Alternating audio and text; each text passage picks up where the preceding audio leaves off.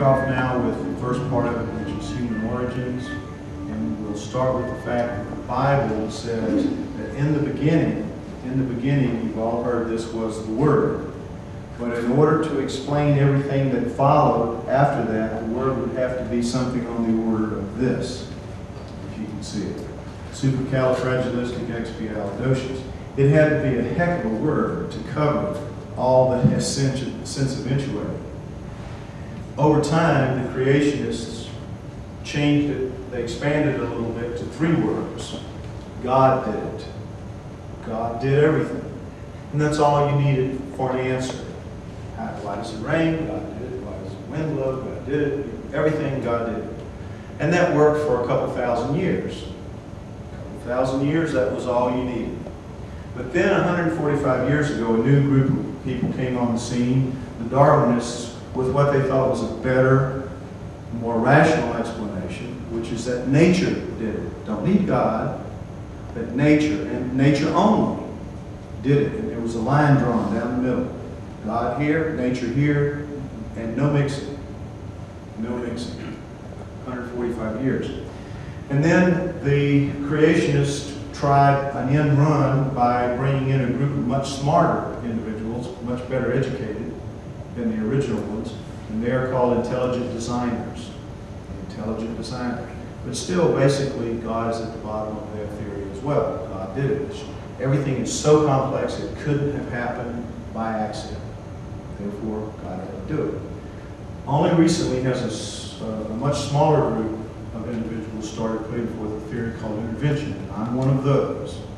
I'm an interventionist. And what we say is that it wasn't a God with a capital G, an anthropomorphic God. It was a group of gods, multiple people, multiple beings, small g gods. And that they did it. That's our mantra. They did it. Not God did it, not nature did it, they did it. And that accounts for everything in its own way that's come to be on the earth. And that's what I'm going to be showing you here basically tonight. In my beginning, next slide please. In my beginning, the book, Everything You Know Is Wrong, which is not here. You can't get it. We tried to ship it here and it didn't work out with the publisher. A lot of problems, Australia, a long time, etc. You will be able eventually, if you wanted, to get it through Duncan Rhodes' Nexus magazine. So if you want, keep in mind. If you want to order it from the States direct, go through Barnes & Noble. Barnes & Noble has the best shipping rate, www.bn.com. Barnes & Noble. All right, what I try to show in the cover here is the interventionist point of view boiled down, that the gods, multiple gods, small g, handed the spark of human life to the primitives that were on the earth at the time by means of intervention via genetic engineering, which is symbolized by a test tube. That is the theory. We are genetically engineered species, product, and we'll talk about that as time goes by. Next slide. In the beginning, boy, every one of these is apparently going to be cut off at the top, and I'm sorry for that. I don't know how to fix this. But in the beginning, what you have is the cloud. So in the Bible's beginning was the Word, in my beginning was the book, and now in the beginning was the cloud of dust and gas swirling around and over about 10 billion years down to about 4.5 billion years ago, when the solar system took the shape basically that we know now, and the Earth was basically coalesced out of the cloud as the proto-Earth. Next slide. And at that proto-Earth, from 4.5 to 3.5 billion years ago, the proto-Earth was just a seething mass of magma being bombarded by asteroids and meteorites. It was just an impossible place to live, as you can see. Next slide. Then as it began to cool off over time from 3.5 to around 2.5, the next billion years, we have cooling enough to where we have incipient land beginning to show, but still it's mostly molten lava, but at least the bombardment of meteorites and all that stopped. Now, no one would have thought at one time that life could have begun on Earth at a time like this. So the theory was that life didn't begin until around 2 billion years ago, when it was cooled off enough to have water at least and that inorganic molecules were somehow swirled together and became a living thing. Nobody quite understood, but since nature was at the core of everything according to the Darwinists, it had to happen. It just had to happen. They couldn't quite figure it out. Didn't matter, we'll figure it out. They kept assuring everybody, we'll figure it out. And then about 30 years ago, that was what they taught. It's what all you were taught. It's what your kids are being taught today. What your grandkids are being taught. But about 30 years ago, they found out that, in fact, life had already come to Earth around 4 billion years ago. Next slide. Back when it was seething magma, you saw what it looked like, and everyone pretty much agrees that's what it was. This is what came. Prokaryotic bacteria. Now, if the beginning of life, incipient life, had really started the way they say, it would have been something extremely simple, kind of like a virus. It would have been about the size of one of these little spots in here, like this. Instead, it's this really large, complex, kind of one single-cell bacteria called prokaryotic bacteria. Now, the one thing that distinguishes it is, though it has a number of DNA strands, it doesn't have a nucleus. The DNA is not held within a nucleus. It kind of floats free and loose. That's what distinguishes prokaryotic bacteria. And it came at about 4 billion years ago, only about 500 million years from when the Earth was first beginning to coalesce out. So it's extremely unlikely that, in fact impossible, that life formed on Earth. It came here whole and complete. Why? Because it didn't come in only one form. There are two types of prokaryotic bacteria, the archaea and the true bacteria. Two types, distinct, different types. So it absolutely is for certain that life came here. Now the question really is, how did it get here? Was it directed here? Was it sent here? Was it delivered here on purpose? Or did it just accidentally show up somehow? That is the question that has to be answered now. Now, for the prokaryotic bacteria, the thing you need to keep in mind about it is indestructible. Indestructible. That's what's so cool about it. The Earth got what it needed exactly when it needed it. When it was just beginning, if you want to turn a planet into something that can support higher life forms, you've got to give it something that will churn the environment and turn oxygen loose in the atmosphere and in the water to tie up the free iron, to turn the iron into rust, iron oxide, and then have an excess of oxygen so that higher life forms can live on that place. Exactly what the Earth needed, which are these creatures right here to do that, they got. Early on, two forms, all of them indestructible early on. Pretty neat. What an amazing coincidence. What an amazing coincidence. Next slide. Okay, and 2 billion years ago, remember we've gone now 2 billion years, approximately 4 billion years with the prokaryotes, 2 billion years with the prokaryotes from 4 billion years. Just those two kinds, and then suddenly at around 2 billion years ago, these things appear out of nowhere, just like the prokaryotes did. Out of nowhere come the eukaryotes. You have strata without, and suddenly you have strata with. And here they are. And they're extremely complicated, hundreds to thousands of times larger than the prokaryotes, with a nucleus surrounding many, many, many more strands of DNA. This is a sophisticated, yet still one-celled creature, pumping out much more oxygen, much more efficiently. But they couldn't come any sooner because the Earth wasn't prepared. These are fragile. These are not indestructible. These are destructible. So they couldn't come until the Earth had been fixed to a certain extent by the prokaryotes. 2 billion years of prokaryotic activity allowed these to appear. And when they do appear, the Darwinists went with the prokaryotes. They can argue that, well, they came from, maybe space, from a meteorite or something like that. But the eukaryotes have to be explained in practical terms. And what's the only way that could have happened if you don't see any transition from prokaryotes to eukaryotes? I mean, from no nucleus to a nucleus, from none of this to all of this, how did it happen? What they say is this, get it, that after a couple of billion years of living side by side, the larger prokaryotes suddenly decide to eat some of the smaller prokaryotes. And instead of becoming food, the smaller prokaryotes change their physical structure into all these different things, including the nucleus. that magically, somehow, they cannibalized each other, and it worked, and a new, much more sophisticated living thing came to be.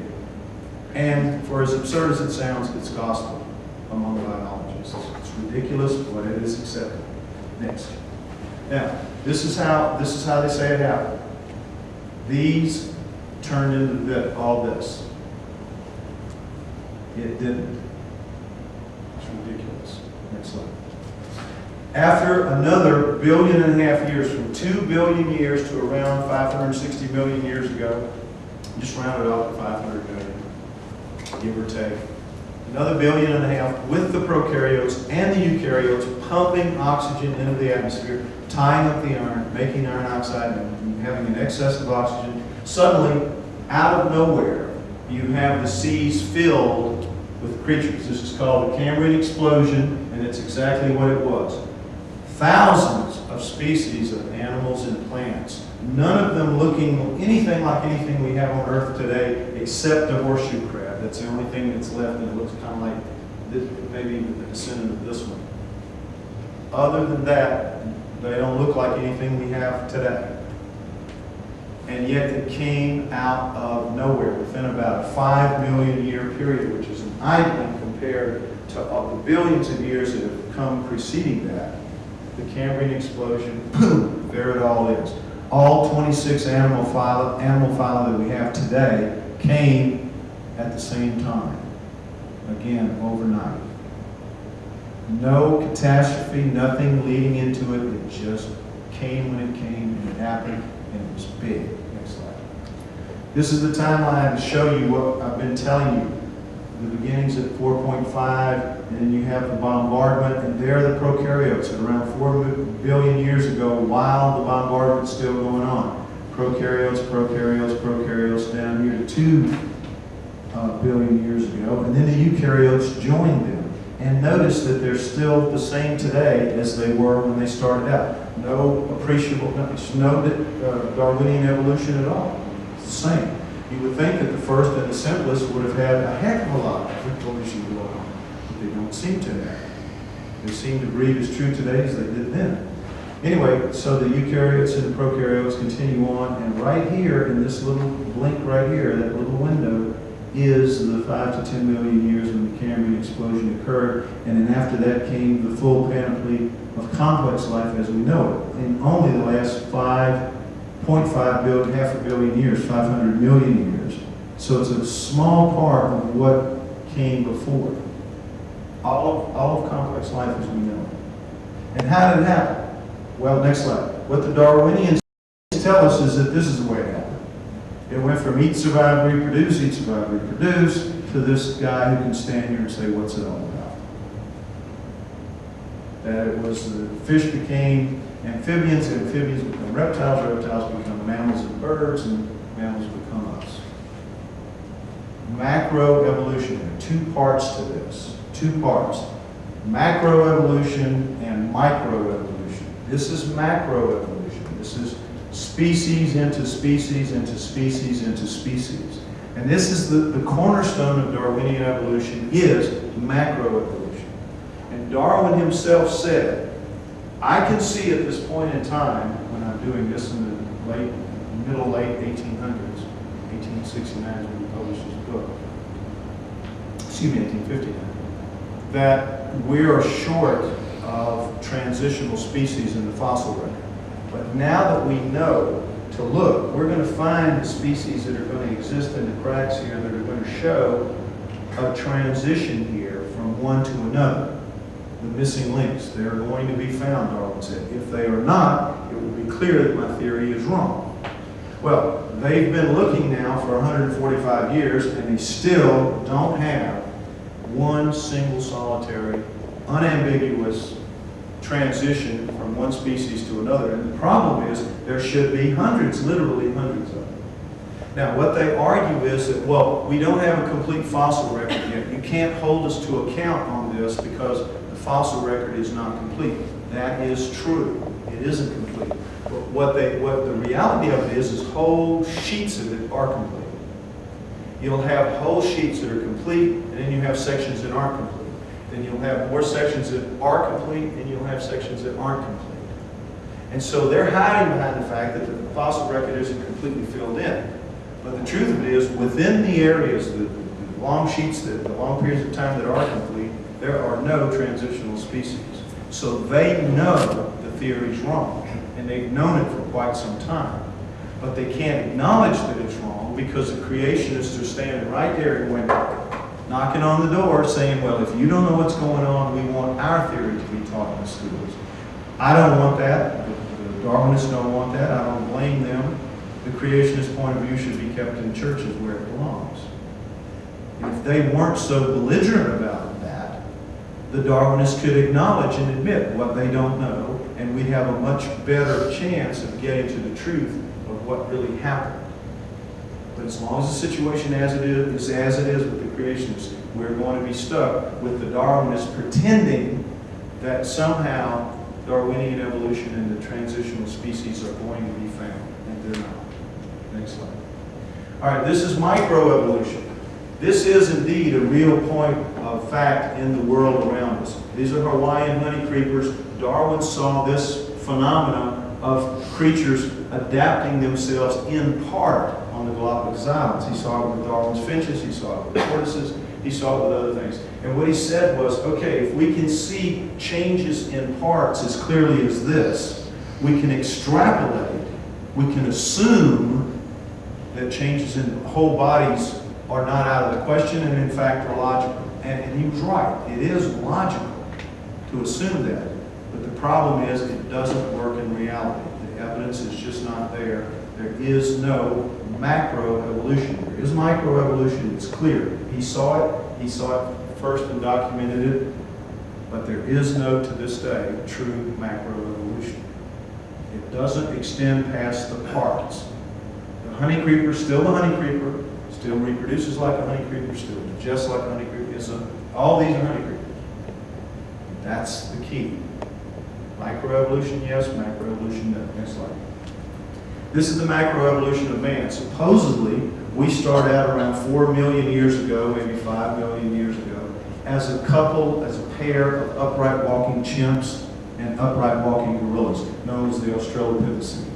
And they go from around 4 million years ago, not billion now, 4 million, to around 2 million years ago, when a new type of being appears. And these are called the early homos, the early men. Early men, Homo erectus, Homo habilis, Homo erectus, down to Neanderthal.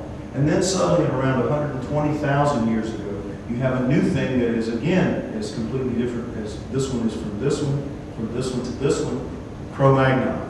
Cro-Magnon, around 120,000 years ago in the fossil record. And what they're trying to tell you, they want us all to believe that this is somehow a transition, when in fact at each of these stages there is a transformation, whole and complete. These are upright walking chimps and gorillas. These are more man-like, but they are still very unhuman-like. These are your true humans at only 120,000 years ago in the fossil record. So you go from 4 million years with these guys, down to 2 million with these, and then down to 120,000 for the Cro-Magnons. Keep that in mind. Next slide. Now, walking is the key. Go back if you would, please. Let me stress something. Walking is the key to what makes these and these be considered pre-humans. Walking is the key. And what walking is, according to Darwinists, is the sure sign that something is on the way to learning to be a human. They say that this is a process of learning. It starts with walking. They used to say the brain was first and everything followed that until they found these guys and found out they had brains like chimps and gorillas, and they said, all right, well then it was walking. Walking came first. Not tool use, not brains, walking. So walking is the key. Walking is very important. Now, the thing is, do you really learn to walk? Can you go from being a quadruped, down on all fours, to being upright on all twos? Can you biologically change your body to do that by sheer adaptation? Yes, you could. And here's how you have to do it, and here is the theory as it's put forth, believed and preached as gospel, that as the forests of Africa began to shrink, some group of quadrupeds decided to get out of the forests, move out onto the savannas, and begin to stand upright more and more and more and more.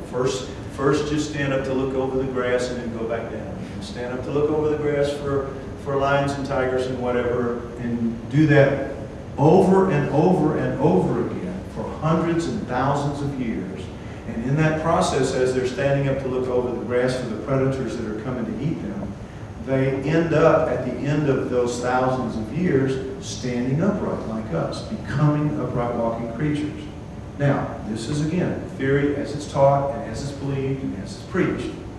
The problem is, how do you get through thousands of generations when as soon as you come out of those trees and walk out onto the savannah, you are nothing but a walking snack treat? You have no fangs, you have no claws, you have no tough skin or any.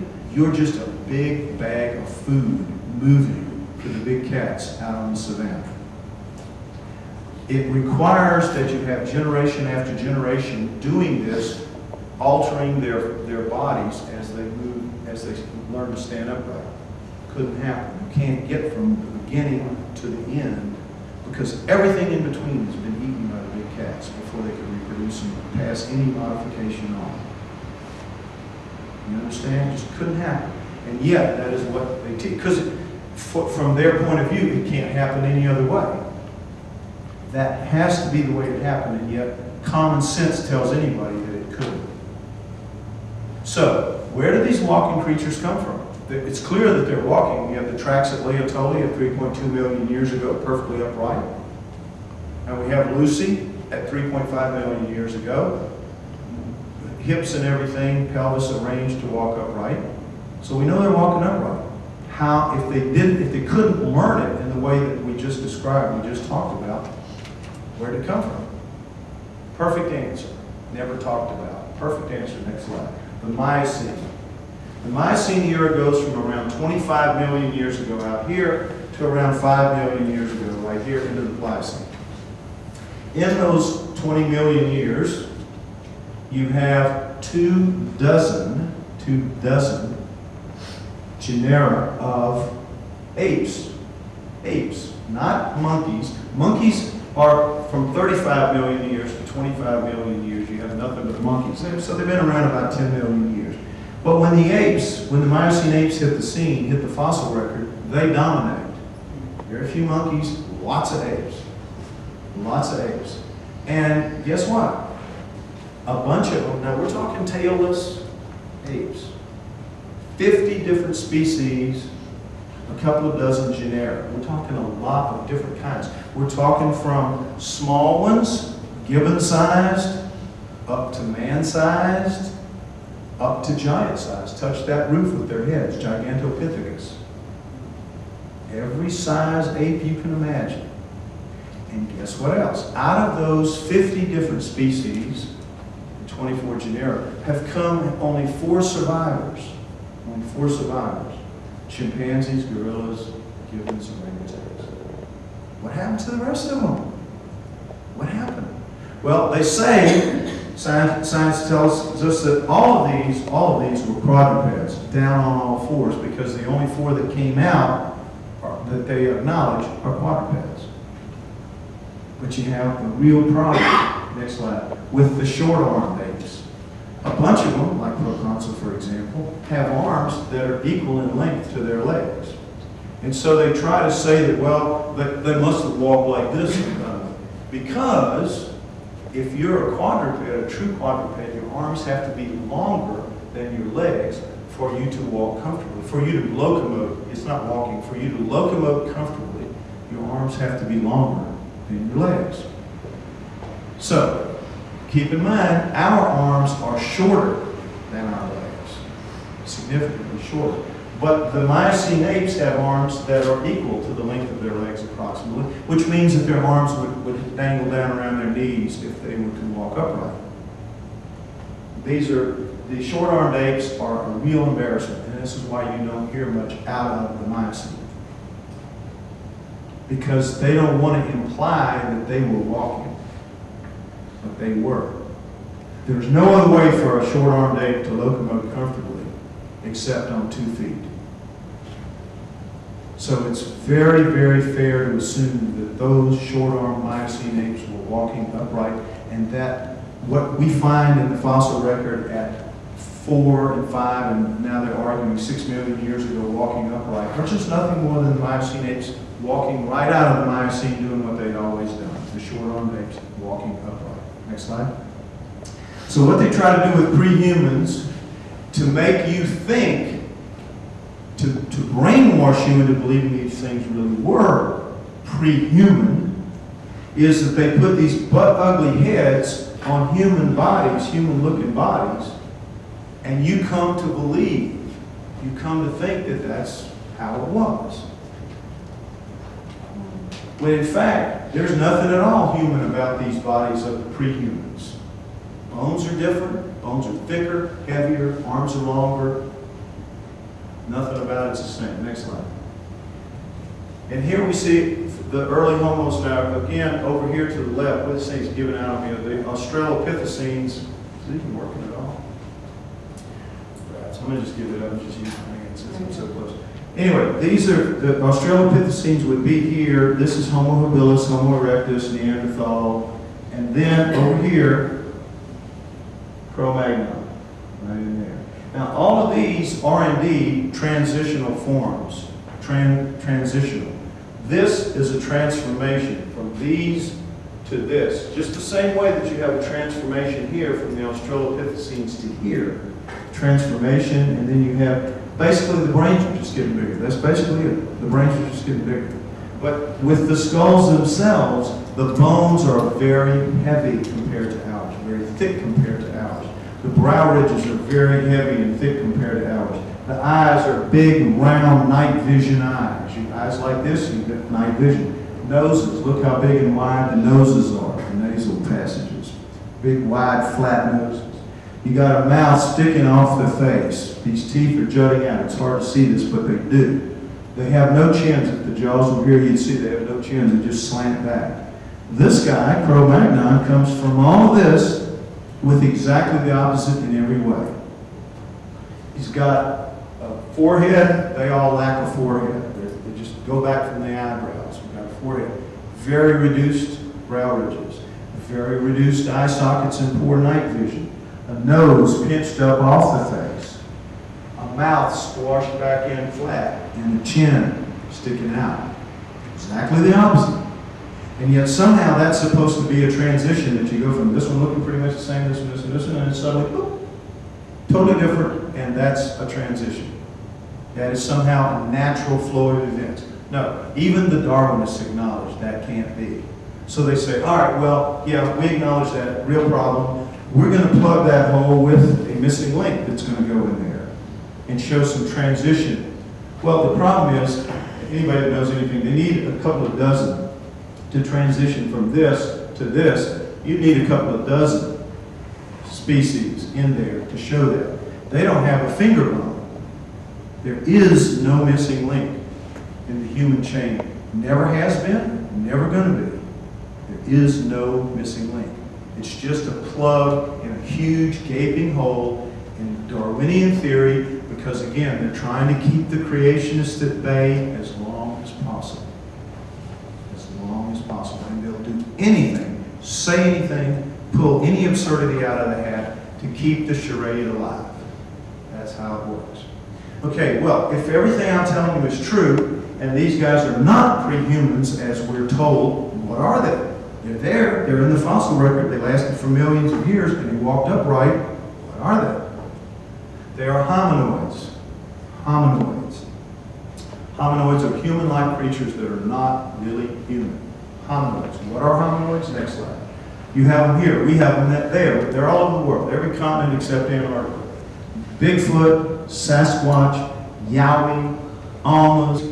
They have names wherever they are in the world. They are everywhere in the world. There are deep forests, jungles, and swamps. They live in the part of the world, parts of the world that we don't live in. Now, we think that we are everywhere, that we know everything about our planet, that there's no place that we don't really know about, that we haven't been on, and that is absolute garbage. That is so untrue. In the United States alone, which is a very populated country, very well-covered country, in the United States alone, 25% of the land has never once been foot surveyed. Never once foot surveyors go in there. Why? Can't get in there. It's too hard. Too difficult. The terrain is too difficult. That is where they live. Here in Australia, I don't know what it is, but people were telling me that if you fly over huge parts of Australia, you just look down, it's just a blanket of trees. People never live there. I'm sure it's the same here. It's the same wherever you get the reports of these creatures living. Upright walking, hair-covered primates.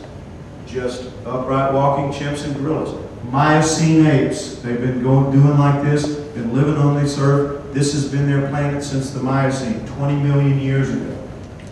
They've been out there making their living in those places where we don't live.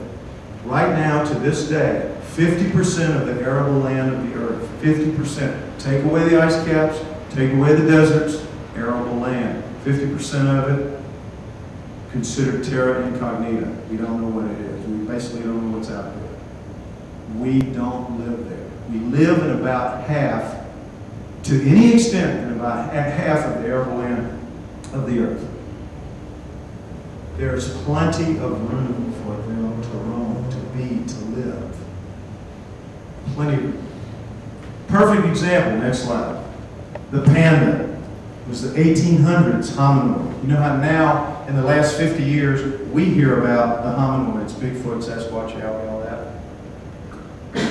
In the early part of the 1800s, it was the panda.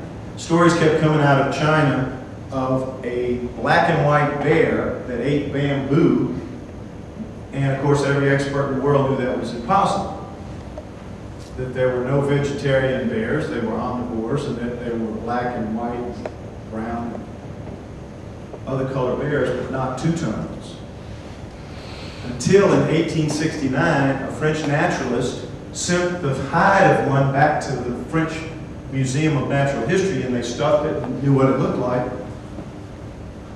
And then every scientist who had been saying that such a thing is impossible said, well, we were just maintaining healthy skepticism as scientists are supposed to do, instead of admitting to the fact that they were just ruling it out because it was beyond their conception, their imagination. And so they said, now that we know they're for real, we're going to get off our thumbs and we're going to go out there and we're going to be the first to bring another one in. Sichuan province, China, it's not that big a place.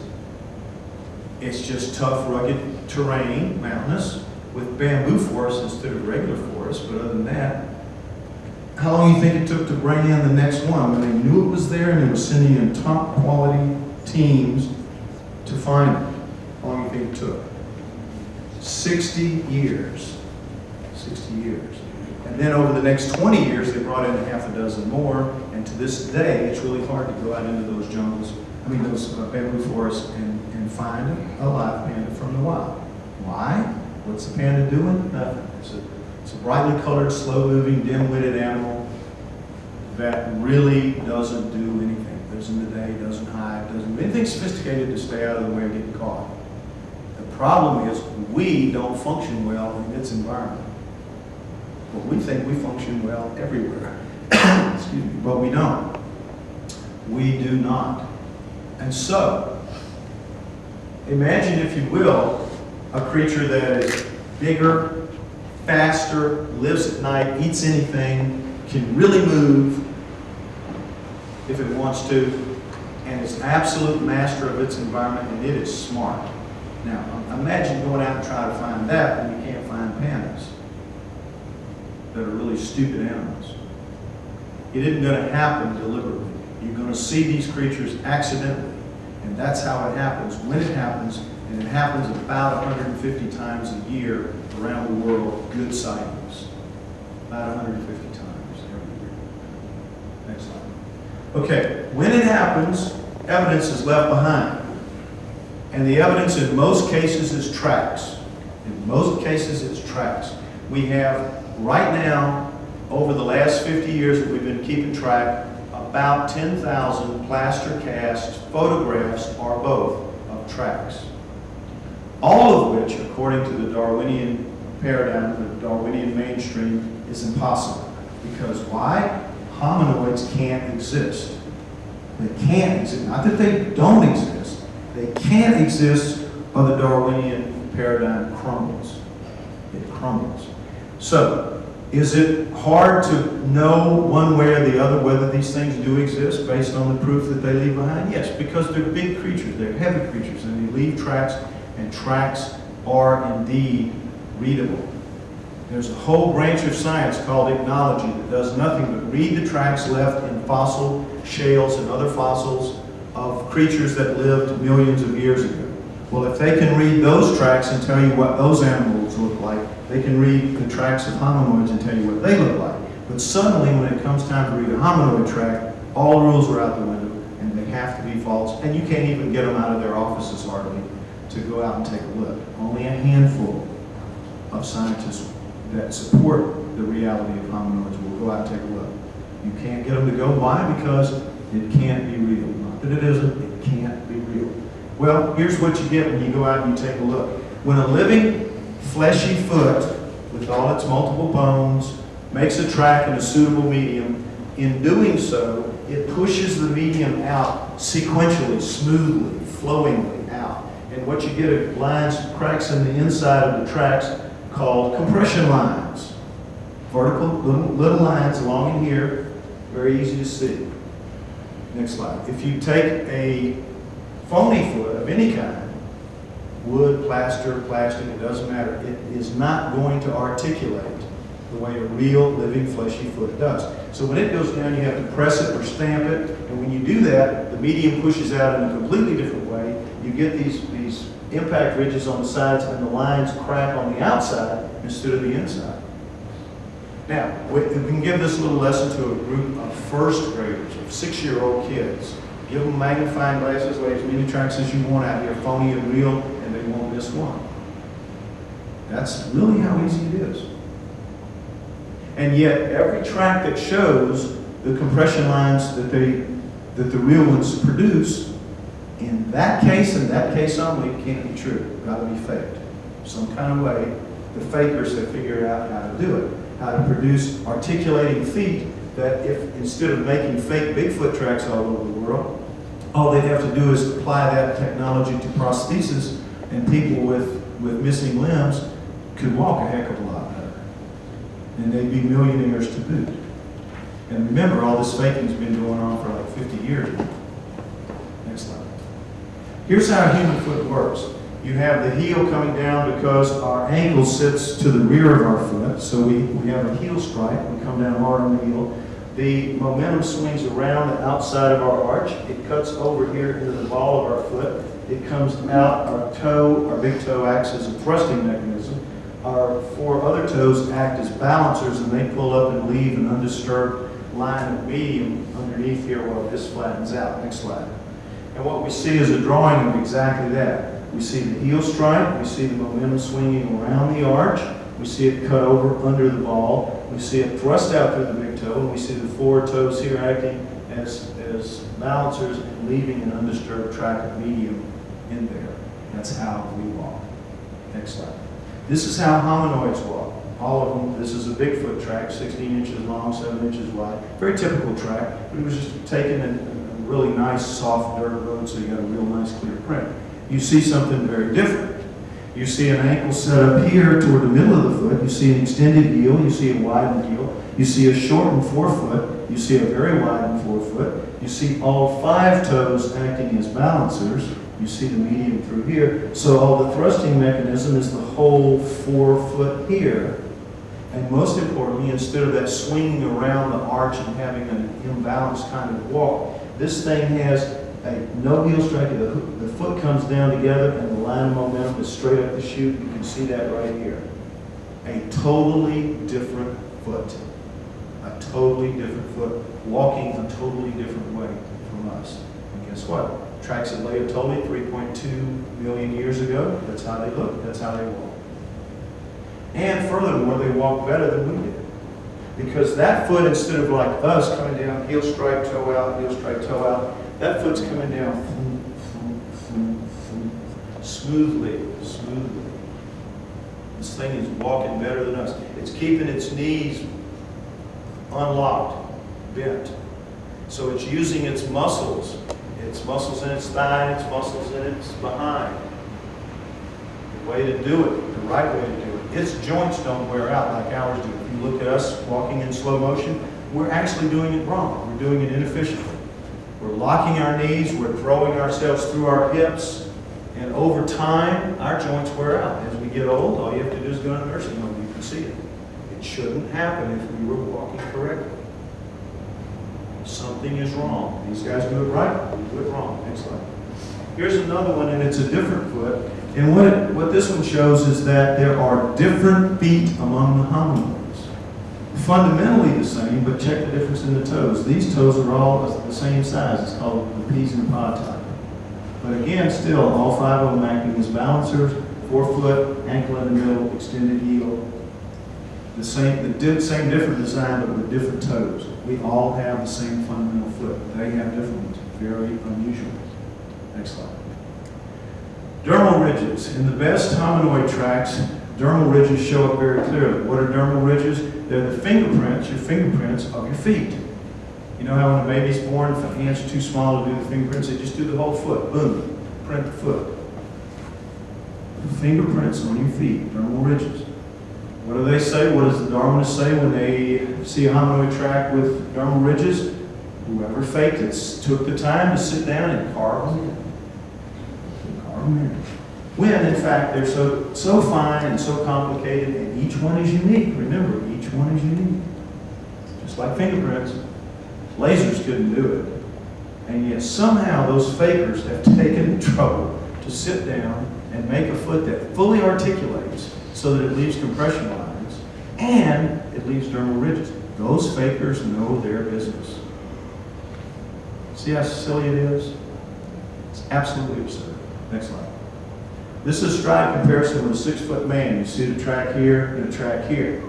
See how it is? If somebody was indeed faking them and wearing fake tracks, because they make such, they go into the mediums at such depth that we can judge how much they weigh, we know they're weighing 500 pounds, 600 pounds, 700 pounds, 800 pounds, depends. But you can tell from the medium technology can do this. It's amazing what they can do. That means that the person who's making these tracks has to be in the range of 7, 8 feet tall themselves, and they have to be very heavy people to begin with, and then they have to put 300 or 400 pounds on a barbell and carry that and go,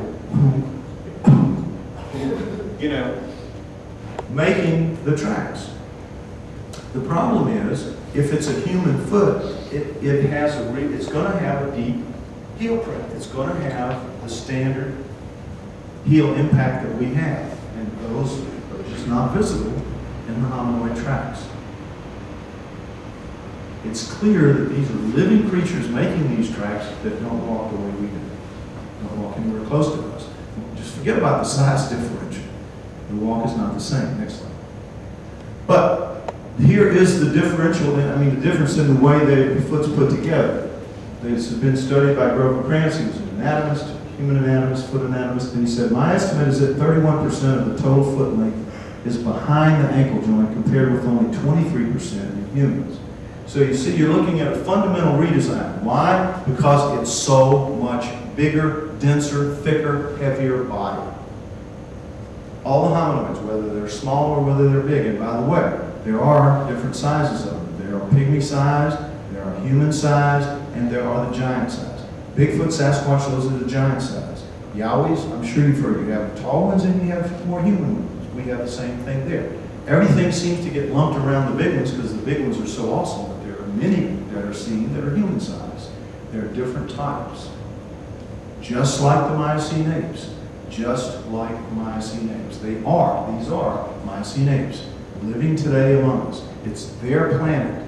They are the indigenous, upright, walking primates of planet Earth, the hominoids. Okay, so we see the redesign. Next slide. We also, I want you to keep in mind the difference in the motion, the forward motion, the way the momentum carries. Much better here than here. Next slide. This is a look at the difference in the shadow or the area that they put down. And he says, thus, last line, thus the Sasquatch foot at a given, last sentence, thus the Sasquatch foot at a given stature has just a trace over twice the surface area of a human foot. At a given size, twice the surface area. Why? Because it's supporting, whatever that given size is, it's supporting a much bigger body, so you need a much broader platform and a much thicker sole to be able to walk barefoot for the entire life, supporting that. So it's, as you saw in the other drawing, it's thicker on the bottom, thicker on the sole. Okay, next slide.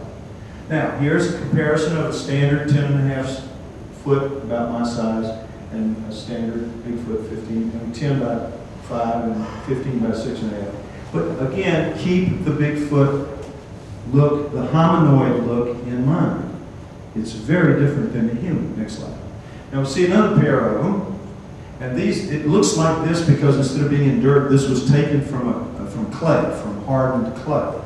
But otherwise, in every other respect, these are hominoid tracks, are they not? Don't they look exactly the same? Wide heel, ankle up, to the way they work. Those are hominoid tracks, are they not? Wouldn't you agree? Well, they aren't, as it turns out. They are not hominoid tracks. They are, in fact, without doubt, Neanderthal tracks. Neanderthal tracks taken from a cave, Toriano, Italy, 30,000 years ago. No doubt about it, Neanderthal artifacts in the cave. These are Neanderthal tracks looking exactly like hominoid prints of this day, which would lead one to suspect that perhaps Neanderthals might be hominoids rather than prehumans. Next slide. In fact, we have the feet of Neanderthals. We don't have the feet of any other prehumans. It turns out when wild creatures eat you, the first thing they go for is your feet. It's like, the cherry on Sunday or something, But for whatever reason, we have very few feet bones out of the fossil record. But we have whole feet of Neanderthals because a few of them got buried. A few got buried. And so, what we have is a comparison here of a Neanderthal foot, human foot, Neanderthal foot, and look at the difference. You have the huge extension of the heel here relative to this. You have the ankle moving forward and widening compared to this. You have the flattening of the arch compared to this. And most importantly, look at the kind of sway that you have here in our foot. You can just see the imbalance caused by our momentum working around our arch, as opposed to this big, flat, plump, solid thing with the heel, the big, wide ankle by comparison shifted forward, the widening of the forefoot being the thrusting mechanism, the big toe here being the dominant one, the four little balancers, as opposed to these big, all five of them working as balancers. This is a very different, it's the same bones. It's amazing, isn't it? The same bones, completely redesigned for a different function. And understand that this foot is wrapping around here like it's a big, wide foot relative to this slim little thing here. Everything that you see in a hominoid foot is sitting right here in a Neanderthal foot. Next slide. Same with comparing with the drawings, you see the difference very clear. Just what the guy drew is what you get and what you see. Pre-human feet are hominoid feet. There's no doubt about it. All of the pre-humans, that's all the Australopithecines, that's all the early homos, up through Neanderthal to Cro-Magnon, those are hominoids. Not pre-humans, just Miocene apes living their lives and leaving their traces in the fossil record. Humans don't appear in the fossil record until 120,000 years ago, suddenly, overnight, like everything else. Next slide. So what they do now, try to get you to believe, part of the brainwashing, is that Neanderthals, which initially were considered brutes, pretty much like what they are, they're now just ugly humans wearing furs. Why? Because Neanderthals clearly lived during the Ice Ages in where the Ice Ages were at their worst. So somehow they were living at sub-zero temperatures, and so they wrap them up in fur. You take any of these guys and you put them one night above the Arctic Circle, just above the Arctic Circle, which is not as bad as it was during the Ice Ages, and and those folks are dead. One night, dead. Fur's not going to get a human through that. You have to have a different physiology to survive that kind of climate. And the Neanderthals clearly did, because they did it for a couple 100,000 years. They were covered in fur. They had a different physiology than we did. So if you want to see the true face of Neanderthal, next slide, it's going to look an awful lot more like this, which is brilliant, than anything like what you just saw, like what you were told to believe, what you were taught to believe. Nothing human on the horizon until you get to Cro-Magnon. Everything prior to that looking like this, covered with hair. Hominoid. Hominoid. Next slide. Now, if everything I'm telling you is true, where did we come from? If the earth belongs to the upright indigenous primates from Miocene hominoids, where did we come from? How did we get here? Well, I choose to believe the best evidence that I have is from the work of a man named Zechariah Sitchin, which I'm not going to go into in great detail here, but just to tell you that Sumer, the original culture that we have, that we accept, that scientists and scholars accept as the first one around 5,000 years ago, Sumer, which is modern-day Iraq, Tigris Euphrates, modern-day Iraq, where the war's going on. That culture appeared out of nowhere. They came from the Stone Age, out of the Zagros Mountains, supposedly, down into the valley there, and produced this fantastic culture that gave us over 100 of the firsts that we attribute to a society. Now, how did they do that? How did they produce a culture that was as good as, and in many ways better than, the later Egyptians, Greeks, and Romans? Come right out of the Stone Age and boom, just explode with this wonderful culture. How did they do that? Well, we don't talk about it. They just leave that one off the table because it's just too impossible to explain. And all you really taught about the Sumerians, if you went to school and you were taught anything about the Sumerians at all, you were taught one thing: you were good at writing. Of the 100 and some things they introduced, next slide, they introduced writing, cuneiform. And why? Because we have over 100. That would be denied if we didn't have the 100,000 plus tablets, many of which got stolen, by the way, when the Americans invaded. You might remember both the tablets and silver seals were confiscated or disappeared. But nonetheless, it's unfortunate because only about 20% of them had been translated at that point. But of the 20% that were translated, many, about 5,000 of them, told things about their history. Most of them were about business and business deals and who owned who, how many sheep, or whatever. But about 5,000 of them told stories that the Sumerians believed about themselves, about their history. That's all considered mythology. Our scientists consider it total mythology because it just can't be true, the things they were saying. They were saying things like this, that multiple gods came down from the heavens, lived on the earth, needed a slave and a servant, created that slave and a servant in a house of fashioning, basically a genetic engineering lab. And not only did they create humans to be their slaves and servants, they created domesticated plants and domesticated animals to give the gods their ease. Now, whether you believe that or not, doesn't matter. I think the evidence is there that somebody was here, whether it was the Anunnaki, as the Sumerians called them, or somebody else. A superculture was here in the dim past, and they left their fingerprints all over the place. We just refuse to acknowledge that their fingerprints are here. Next slide. One of the things that these people left us with a legacy of is an explanation for how the earth came to be like this. The earth itself. All liquid bodies in a vacuum form themselves into a tight spherical ball. You've all seen milk get loose in the space shuttle and all that. It all forms into a ball. This is what liquids do in a vacuum. All other astral bodies that we know of, except for the meteorites and comets, which are started out as pieces of this, supposedly, and the planets exploded and things like that, to create them. But anything that formed as a viscous mass, which clearly the Earth did, forms in a complete smooth ball. What happened to the Earth? The Sumerians have an explanation. Our guys are still trying to figure it out. That's in my book. It's in Sitchin's book if you want to find out more about it. Point is, there are some answers. Next slide. Another basic proof of the existence of these multiple super people, super gods, whatever you want to call them, are megalithic structures around the world. Megalithic structures at Sacsayhuaman, like these. If I was standing here, I wish I was in this picture, I'd be about right, my head would be about right here. That's how big they are. High in the mountains above Cusco, impossible for humans to have put this together, and yet we are told that they did somehow.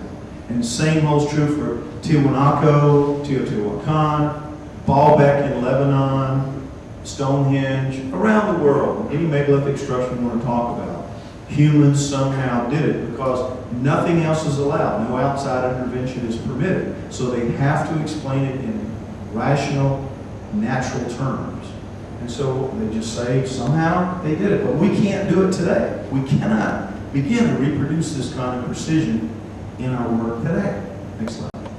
Laying one stone every 8.5 minutes. Now, right there, that story's over with. Right there, that story is a fraud. That story is absurd.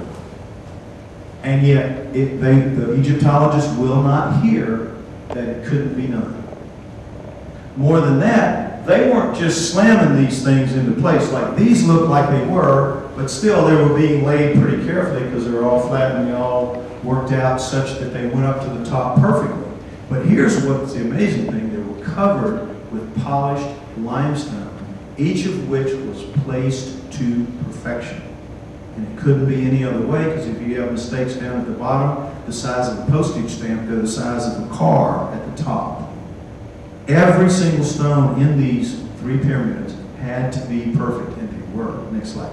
Thank goodness, after that, while they were stripping off the covering limestone, they left a few down at the bottom so you could see how marvelous the workmanship was. And here it is. This is a connecting line between two of the stones. It's the width of a human hair. Next slide. See it? Coin, connecting line right here. We cannot, in our wildest dreams, put stones together with this kind of accuracy. Not in our wildest dreams can we do this on a massive scale. This is a Rolex watch, folks, built to the size of a mountain. Real. Impossible today. And yet somehow these primitive people did it using ropes and stone tools and wood rollers to move the stones. Wood they did not have and don't grow in the Nile Valley. They would have had to import them from Lebanon, which would back then, 3,500 years ago, would have been, a tough effort. Okay, next slide. The Sphinx. You've all seen it too. I want to look at this wall over here for a minute. Next slide. I hope you've all seen the mystery of the Sphinx and seen the idea that this is caused by running water. These are running water marks. After the Sphinx was carved out, the walls were smoothed over and gouged by running water. Well, what does that mean? That the Sphinx was carved at a minimum of 8,000 to 10,000 years ago, before the desert desiccated in that area. With me? It's more likely that it's more like 15,000 to 16,000 years ago to have it sitting there and give enough rain time so that all this could happen. Well, 15,000 to 16,000 years ago. No Egyptologist is going to put up with that. But they've had it pretty much crammed down their throats. So some of them are beginning to say, well, yeah, maybe that happened, but then the pyramids were still made within that 100-year period. But they're trying their very best to get the Sphinx back on the page and at the same time as the pyramids. Next slide. But however or whenever it was done, one thing is for sure. When they cut these stones out of here, they moved some of them, they moved them up here to build two temples, the Sphinx Temple and the Valley Temple. Next slide.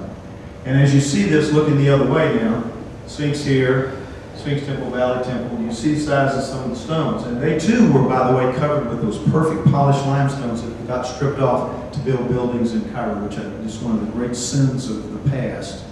People doing that, ruining the beauty and the perfection of these things. But nonetheless, they did in here for what we're left with. Next slide. We have, this is me back when I was younger and had hair and was cool and was a snappy dresser. No, it's not true. I never had hair and I was never cool and I'm still not snappy. But anyhow, this was another guy, but you see 170 tons of stone, just one of them. In the pyramids, 1,500, not that unusual. On the inside, all of it perfect, again, perfect. But here's what it takes to move 170 tons. Next slide, today. This big honker right here. And to move it from where you saw in that drawing out, it would be 3 or 4 days to set up each time to move it just a little bit. And then you have to put it down, you have to roll this thing forward and rehook and do, 8.5 minutes. 8.5 minutes, all you got. To move a 170-ton stone. And there are stones all over the world. Way bigger than 170 tons. Next slide. One of my favorites is the ancient 1,170-ton obelisk, the unfinished obelisk at Aswan. Pink granite, one of the hardest stones in the world. Cut out, obviously, with some other stone that was harder than it, but we don't know where they would have gotten it. But nonetheless, they carved it out of this hole. It's in a hole. The guy that's taking the pictures up on land, and there's the edge of it right there. It's about 15 feet deep in a hole. And yet, as you can see, it's been worked and polished, and it's pretty much done. And they're just finishing off the spire, and something is digging out pink granite in chunks the size of the seats that you're sitting on. Some big machine just gouging. And as that machine presses down, it cracks. It finds a fault and it cracks it. And those building it with that machine just say, oops, we broke it. They unhook it off the nose and they go away and they just leave it for us to marvel at. Now understand, they fixed a bunch of them. I mean, it did a bunch of them perfectly. And you've got obelisks, huge, gigantic obelisks around Egypt. And then they got stolen and taken to other parts of the world. But here's this one, which is, average size. Problem. How do you get it out of the hole? Better yet, even bigger problem. How do you cut it loose from its base? With the finest drill we have today, covered in diamonds, you could not make it go through there. The weight would press it down and compress it and not let it go. How did these primitive people cut this stone, which is very much loose, according to the Darwinists, according to scientists rather, according to the Egyptologists? Some poor schmuck got down there with his little stone axes, went to hammering, and somehow worked his way all the way through and underneath, and worked their way. They would have been crushed. I mean, there's just no physical way to do this, folks. None. But if you could somehow do it. Next slide. This is what it would take to move only 1,000 tons. It doesn't get much bigger than this. And yet, you have stones in Baalbek, Lebanon, that are 2,000 tons. 2,000 tons. Unbelievable. And yet there they sit up in a wall, high up in a wall, in the temple at Baalbek. Primitive people did that. It's just like the hominoids. How? Why? Because they had to. No intervention is allowed. Are you laughing or are you coughing? Coughing. Okay. Good girl. You okay? You need some water?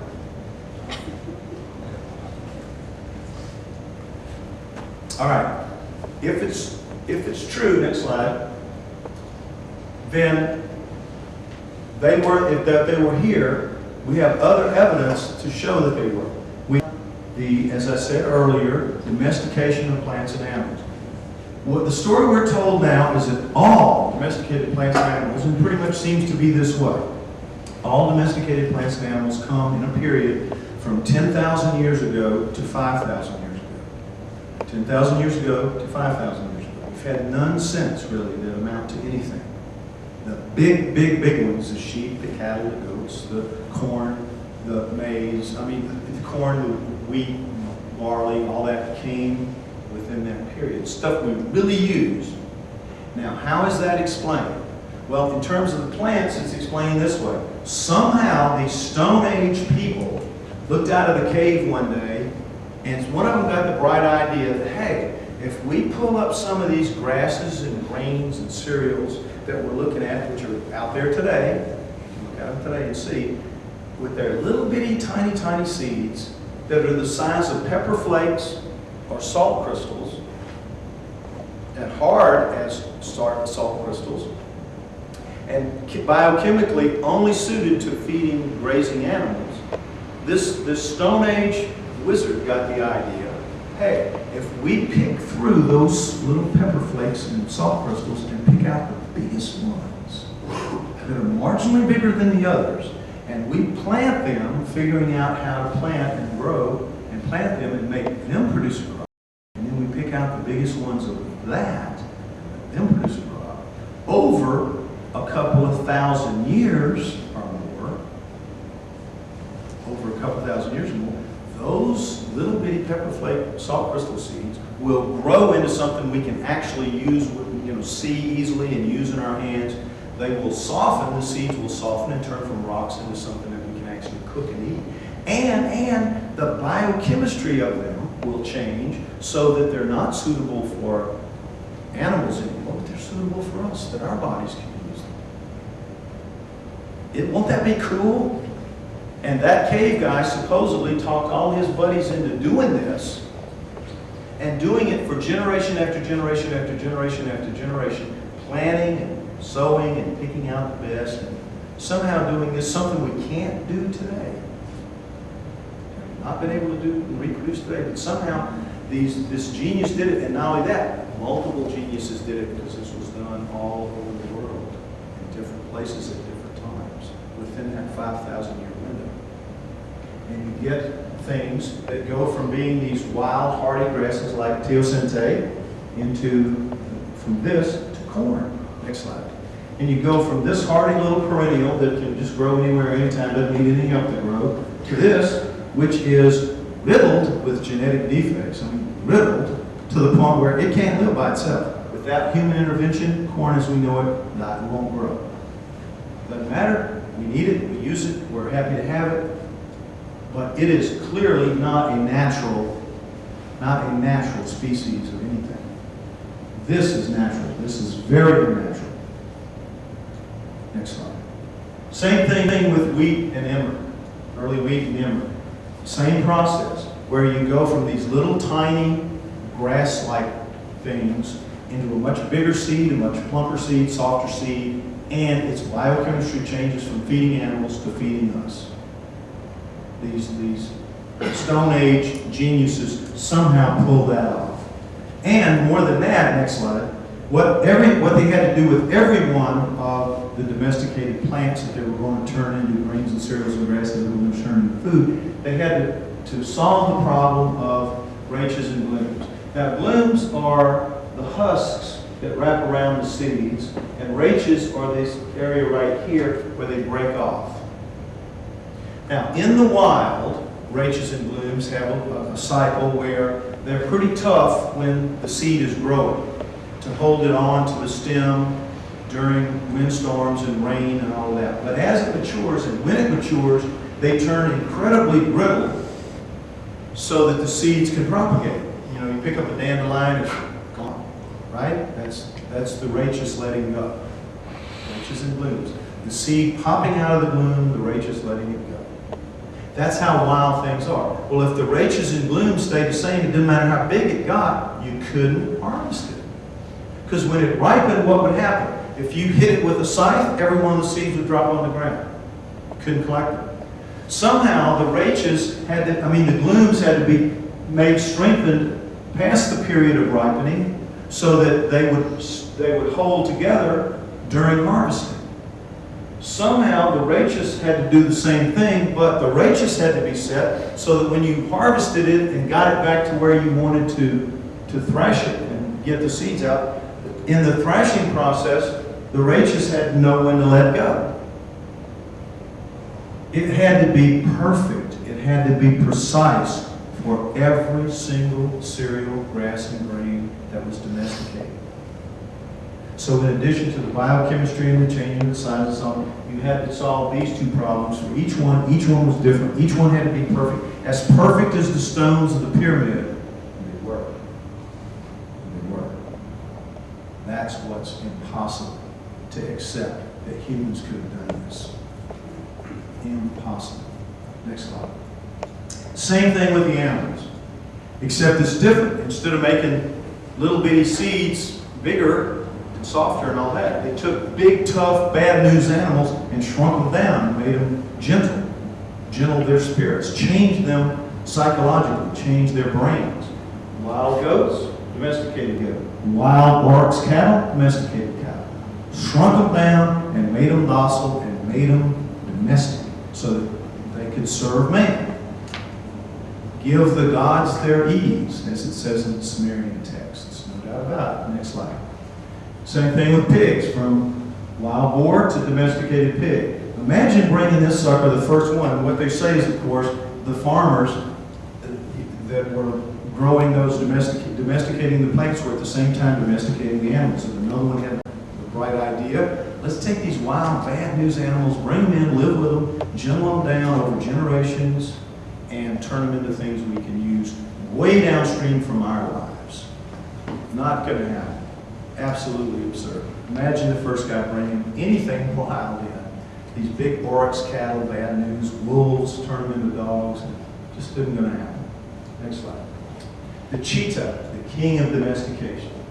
Okay, this, if nothing else proves it, this does, that genetic engineering took place in the distant past.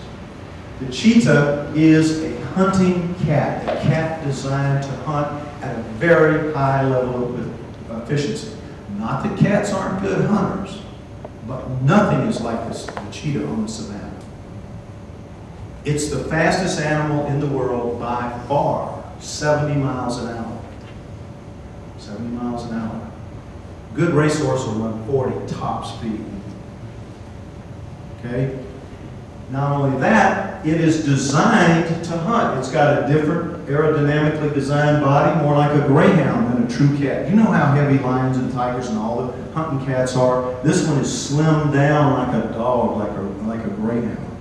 More than that, it's got a different attitude. It doesn't have a cat attitude. It's one of the very first domesticated animals. We have records of it going back almost to 10,000 years ago in Asia, India, and Africa. It was very widespread, very tame. The pharaohs used to hunt with these guys. Okay? They were hunting animals designed for that purpose. There has never been a report of a cheetah attacking and killing a human. They have dog mentality in cat bodies. They have dog-like bodies in the sense that the bones are much lighter, the lungs have been modified, the breathing rate has been modified like no other dog, no other cat. But more importantly than that, get this, they have dog feet. With cat feet, soft pads, and retractable claws, you can't make a turn at 70 miles an hour. But with a dog foot, a thick, heavy pad, and permanently extended claws, you're running on track shoes. You can turn at 70 miles an hour.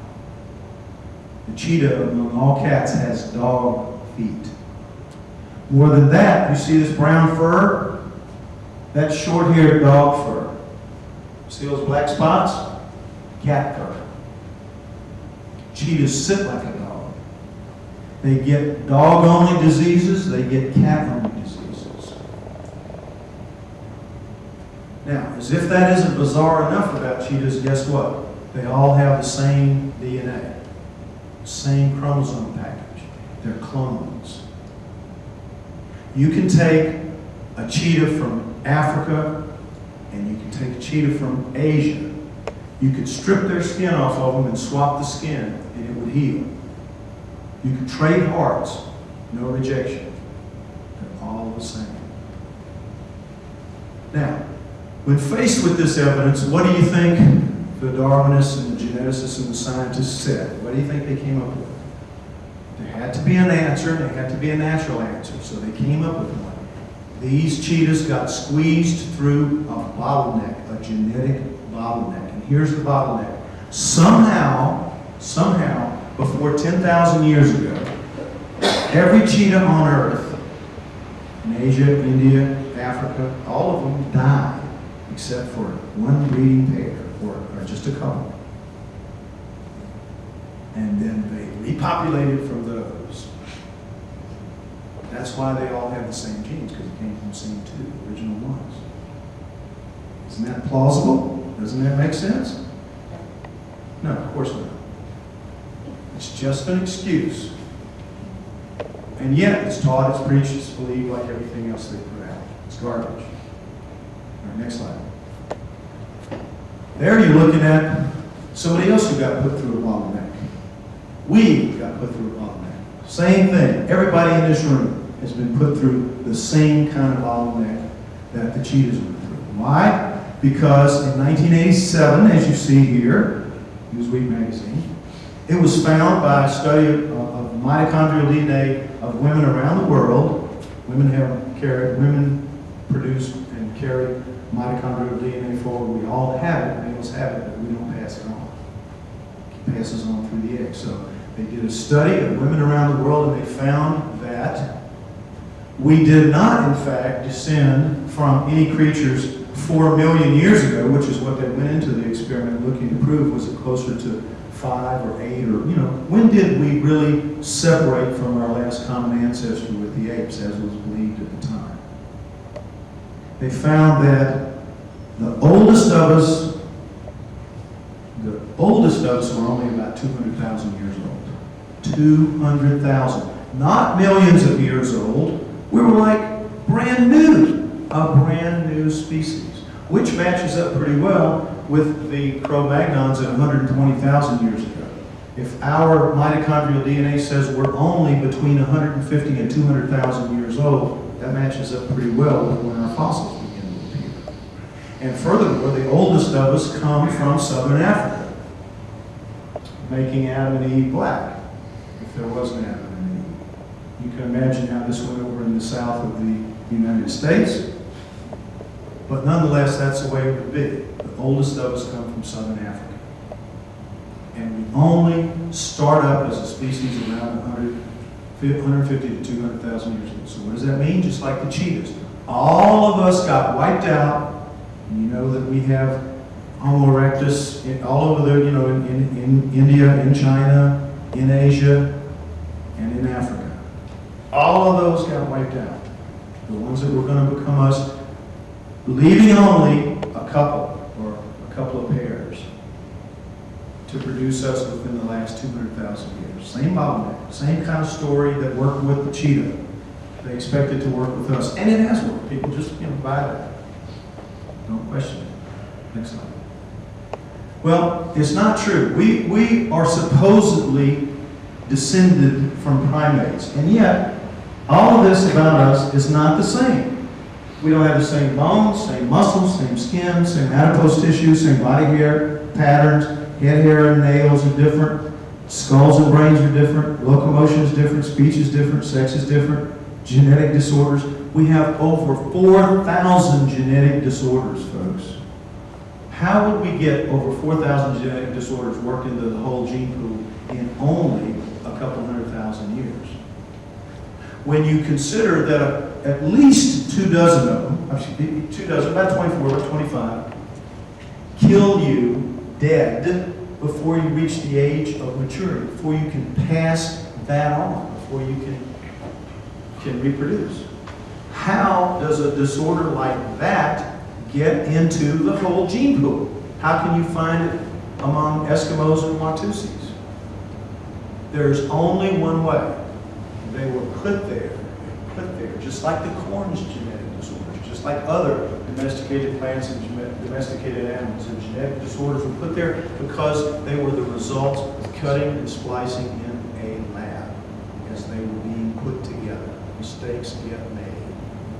It's the only way you get that many genetic disorders and genetic disorders that kill you before you can reproduce. But most importantly, our chromosome package has been reduced from 48 chromosomes with all other primates to 46. How do we go to be so much better, supposedly, while losing 2 full chromosomes? That's a lot of DNA. How could that happen? Next slide. Well, we look and we see a comparison of human, chimp, gorilla, and orangutan, and you see that, as you've heard, there's a lot of similarities. A lot of similarities between us. And so they use this as an argument to say, well, you know, it's clear that we evolved from them because our gene package is so close. It's only that funny little change from 48 chromosomes to 46. A little bump in the road, but otherwise it's clear to see that we evolved from them. But let's look at that change. Next slide. Here we see it in, it just so happens, the second and third chromosome. But the chimp and the gorilla and orangutan, they're separate. But with us, look, they've been fused. Fused. Two genes fused. This doesn't happen in nature. That's only done in a lab. You don't see that anywhere else but in a lab. Just like you don't see the cheetah's chromosomal similarity anywhere but in a lab, a genetics lab, lab rats, clones. We, just like Darwin said, are domesticated animals created to serve a purpose by the super race, whoever you want to call them, who were here and who built the pyramids and who created the domesticated plants and who created the domesticated animals, and they created us too.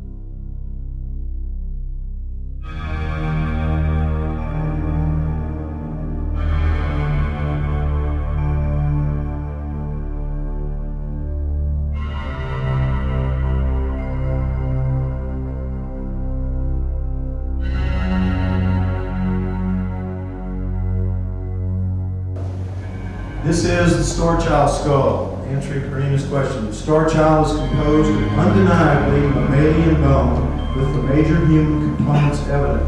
Frontal bone, sphenoid, temporal, parietal, and an occipital back here.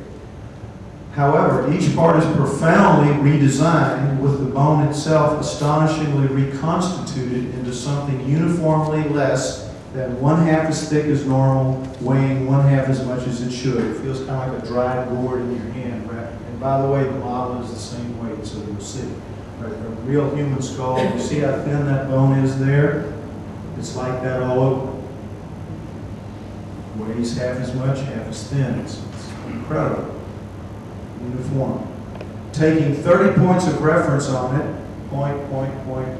30 points of reference on it, and comparing them to the average of those same 30 points on 100 normal skulls, the result falls 10 standard deviations from the statistical norm, off the chart. The next slide suggests, but do not yet prove, that the Starchild is from a being other than a normal human. This is significant, folks. Next slide. What we see in comparison of the two skulls that were found is that they're completely different. Now let me give you the background on how they were found. About 1930, a woman, a young girl, about 15 years old, of Mexican heritage, was taken by her parents to visit the old family homestead in a small village about 100 miles southwest of Chihuahua. We do not know exactly where that village was, so we can't just run back there. We think we can find it, but we don't know it at this point. There it was. But at that village, she was told not to go into the caves and the mine tunnels in the area. that number one, it was dangerous. Number two, it was just forbidden. It was taboo. Don't do it. Tell most any teenager anywhere what not to do, and, you know, they're going to find a way to try to do it. So she snuck off and went exploring. And she went into a mine tunnel, and she found a human skeleton lying on its back. And she got close to it. She noticed that there was what she called a misshapen hand coming up out of the dirt beside that skeleton, lying on the ground. And that hand was wrapped around the upper arm bone of the human skeleton. And she noticed, as she got even closer, that the dirt was all crumbly and loose beside the skeleton and over that hand that was coming up. So using her own hands, and this bears out because in a mine tunnel there would have been no rain, there would have been no compacting of the soil, and it would have been as loose as the day that the grave was dug, which we know from carbon-14 testing of both these skulls was 900 years ago, plus or minus 4 years. Both skulls tested out that way, so pretty likely that this story is true. So with her own hands, she dug out and she found the full skeleton there, and she said that it was smaller than the human, and the human is about a 5 foot tall female, so the skeleton would have been about 4 feet tall, and that it had a misshapen body. That's all she said, because she didn't know that some years after her death it would be important. But she from the age of 15, she smuggled the 2 skulls, not the full skeletons, just the 2 skulls, back to the States, shellacked both skulls on the outside. You see that shine is from shellac. Put them in a cardboard box and just kept them until it came time for her to die in the early 90s. And she willed them to another couple, friends of hers, and they put that box in their garage and kept it for 5 years, but didn't like 2 skulls in a cardboard box in their garage. So they said, the wife said, find somebody else. So they had a younger couple that they knew that were UFO knowledgeable. They were into UFO stuff. And they showed them this skull. They showed them both skulls, but they said, would you like to have one? When they saw this one, they said, boy, that looks like it could go in the head of a parade, doesn't it? Yeah. So we'll take it. And they said, take it, good riddance. So they did. And then they contacted me because of my work in human origins that you saw. I was already known for my work with skulls and bones already. So they contacted me and they said, could you take this and get it tested by scientists to find out what it is? And I said, yeah, sure, this is so cool, this is so unique, this is so different. I mean, an idiot can see that surely scientists will jump all over this and we'll have this tested out probably within 6 months or so. Which could have been the case if scientists were really scientists, interested in finding out the truth, but they're not. They're interested in keeping their peers off their necks and covering their bodies. And so we couldn't get the help that we wanted and anticipated. And so now here we are, instead of 6 months down the road with answers, we will be 6 years. 6 years, but that is, geez, it is, it's sorry. It's a miserable performance by everybody involved, including myself. Not much of a fundraiser. I just don't know how to do that glad-handing kind of thing that fundraisers do. I just put it out there and tell people, here's what we need, here's why we need it. I expect them to cough it up, and they never do. Because it turns out that in the States at least, the UFO community is very social. They like the game. They don't want the game over with. They all say they do. They all say they want answers. And you present them with something that might provide answers, might really absolutely convince everybody that this is a real phenomenon, and they skitter the other way. They don't want the party to be over. And that's a fact. That's what I have found to be the case. You can argue with that if you want to, but that's my experience. It's fun. It's a social thing. And they don't want it over with. And so they don't really support it very well. So that's why I'm talking to you almost 6 years later. And we're still struggling. But for one woman, it would be over with, and this would be back in a box somewhere. But for one woman in England. Okay, now, when you look at the 2 things, that's the backstory. That's how it all came to be. When you look at the 2 things, the first thing you notice, obviously, is the eye sockets. If I stick my finger in a human eye socket, yours, mine, anybody's, it'll go about that deep, about 2 inches. Our eye sockets are deeper and bigger than you suspect. Put them in the Starchild, as you'll see for yourself, it'll go maybe up to there, not quite an inch at its deepest point.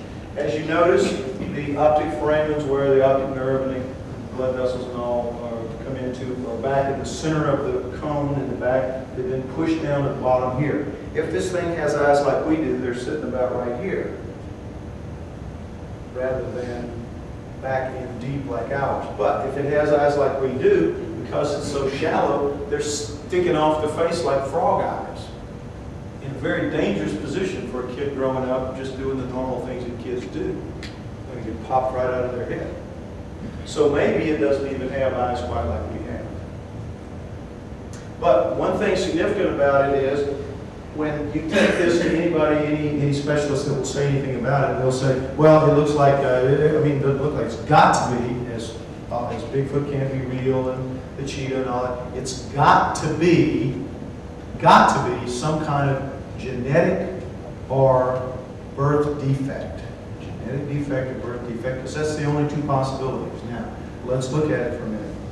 Genetic defect.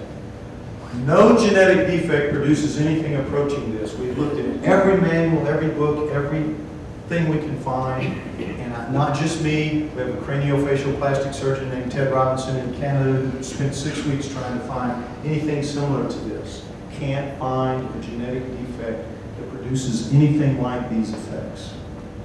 So eliminate genetic defects. You take it to any specialist and they'll all say the same thing, that birth defects, one time only, sperm-egg misconnects are capable of producing anything. Absolutely anything is possible.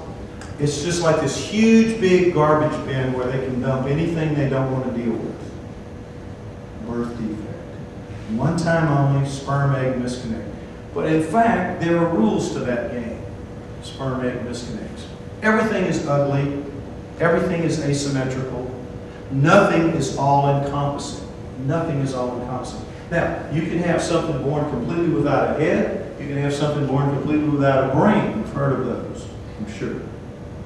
But normally, they don't live. They're dead out of the chute. This thing lived, and lived apparently for quite some time, as it was.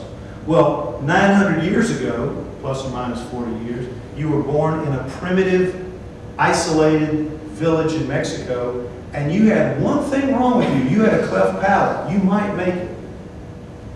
You had 2 things wrong with your face and your head. You were now skating on thin ice. They might choose not to keep you and start over with some new one. You were born with 3 things wrong with your head. You were done for. You were a faulty copy and you were gotten rid of. That's another reason why we don't have 4,000 genetic disorders in a natural way, because nature weeds out the defects. And all animals, parents, get rid of the faulty copies. And humans did that too, only up until recent times. Infanticide was not a problem in the old days. If you had a faulty copy, you got rid of it and you started over. Because babies were just, they just came. You with me? So, that being the case, one would have to argue that something with everything wrong with its head, everything, there's nothing right about this. Nothing the same except the parts would not have been kept, would not have been allowed to live, couldn't have lived, and yet it did. Not only that, it is symmetrical. It's not asymmetrical, it's not ugly, it's not lopsided. Like any other birth defect that you see, the skeleton of, if you see it, it's wonderfully well put together. Just put together different. Its genes told it to grow in a completely different way. Furthermore, it's so subtle in its symmetry that you can look at these eye sockets and you can look at the copy and see, you can look at it and you cannot see anything other than a nice smooth scoop in both of them. Your eyes see nothing but smoothness, but yet you put your fingers are much more sensitive. You put your fingers in here, you can feel a dent right here, drag your finger at this angle right here, you'll feel a little rise right in here, and you'll sink back down into another little dent right here. Absolutely perfect on both sides. Absolutely perfect in the subtlety of the shifts of the train of the eye sockets. No possibility that that is a defect causing this to look this way. Its genes told it to grow this way. If its genes told it to grow this way, its genes are not human. This is not the way humans look. This is not the thickness of human bone. This is not the weight of human bone. Next slide. Oh, excuse me. What's behind the intellects? Oh, the eye socket, not the optics. Behind the eye socket, there's no eye holes for the optic nerve to go through. The optic nerve is, yeah, it's in here. You can see it right there. They're in there. Yeah. There's no shadows. The pictures aren't always revealing of everything, but the optic nerve holes are in fact there, both of them. You know, they're there. Round, little round holes, you can see them. They're not as clear on the model as they are in the real one. Are they bones that come out of this? Are they bones, are they? These you're talking about? No. If The nose is broken off. The face, this is just broken off here, okay? The lower part of the face is broken off. But it was there at one time, and we have a piece of maxilla that we'll see later. If you just wait, probably most of your questions will be covered as we go through. But yeah, oh, I see what you're talking about. Yeah, okay. Here's a point that needs to be made, and the gentleman has pointed out in scribble. In a normal human skull, the cheekbone wraps around here, and as you see, it wraps in and forms part of the orbit of the eye. This is what he's talking about. You see how it folds in, and there's no line of demarcation, and this line here comes down through here. You see that? The orbit, it's a rounded piece of bone. Here, not so. It snaps off clean. A pretty major difference. We don't know how this happens here, because that could not happen there. But it's just one of many, many differences that you're going to see. Good point, and thank you for bringing it up. Okay, next slide. Okay, we see a side view. Again, the same parts of the bone. Now, this human skull was cradle-boarded. You take this to experts and they'll say, oh, it's a cradle-boarded hydrocephalic. That's the first thing that pops out of most of their mouths. A hydrocephalic, because the head, the cranium is swollen relative to that. It's swollen in this shape. Hydrocephaly, meaning water on the brain. All hydrocephalics. Cradle-boarded because of the flatness of the rear of the head. And that's all they want to know. I mean, you start beginning to give them arguments about why, no, it's not hydrocephalic, no, it's not cradle-boarded. They're showing you the door. They have made their statement. They have explained it in their terms, in natural terms. Cradle-boarded hydrocephalic, forget about it. I mean, I had the late Stephen Jay Gould himself, the man, the #1 guy, do that to me. Cradle-boarded hydrocephalic, no, sir, Mr. Gould, it's not for this reason. I don't care what it is, it's natural.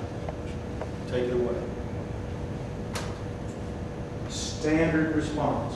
Well, it's not. This is a cradle-boarded skull, right here. Now, cradle-boarding is very common in primitive cultures. What it is mother has a baby, she's got to go to work in 3 or 4 days, back to work. They need her hands. So she's got to strap her baby onto her back. If she is stooping and bending and stooping and bending, she can't have the baby's head lolling around like that because it will snap its neck. So she has to tie the baby's head to a board to keep it on her back so she can work. And it's very, again, very common. What you get, because the baby's bones are so soft, is the back of the head that comes out as flat as the board you put it on, as flat as that table. If you feel the back of her head, it is as flat as a board. I mean, no bumps at all. You feel the back of this head, you can feel it for yourself, and you'll feel the subtle convolutions of the bone. It was never cradle-boarded. Never cradle-boarded. And it's not a hydrocephalic because, as you'll see in a moment, there's a ridge down the middle up here, and if it was pressure from the inside of the brain pushing out, that crease would not be there. It's not cradle-boarded, it's not hydrocephalic. However, when a skull is cradle-boarded, The cradle boarding always stops at the knot at the rear of the head called the external occipital protuberance of the inium. Reach around, everybody, and feel that knot in the back of the center of your head, right back there. Okay? Everybody has that. It's a knot, and your neck starts right underneath it. If you were cradle boarded as an infant, it stops there. It goes from the crown up here to there. It's about the size of the palm of my hand, the area that gets flattened.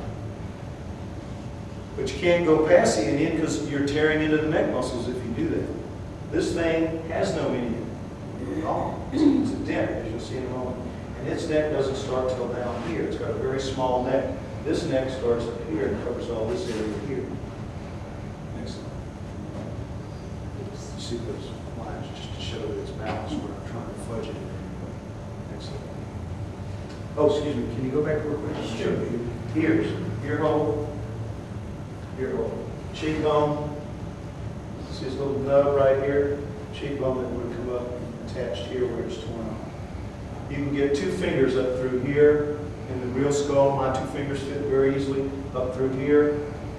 A couple of soda straws will fit through here. The chewing muscles that come up and attach, chewing muscles, they come up through here, go up through here.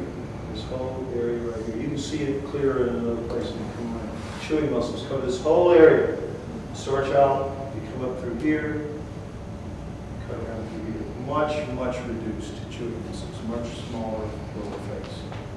And when I say reduced, I don't mean they're going to grow as it gets older.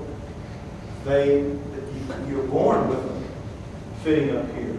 This thing was born with them fitting down here. Born different. Neck, all this, neck completely reconfigured like everything else looks like. Rear of the head.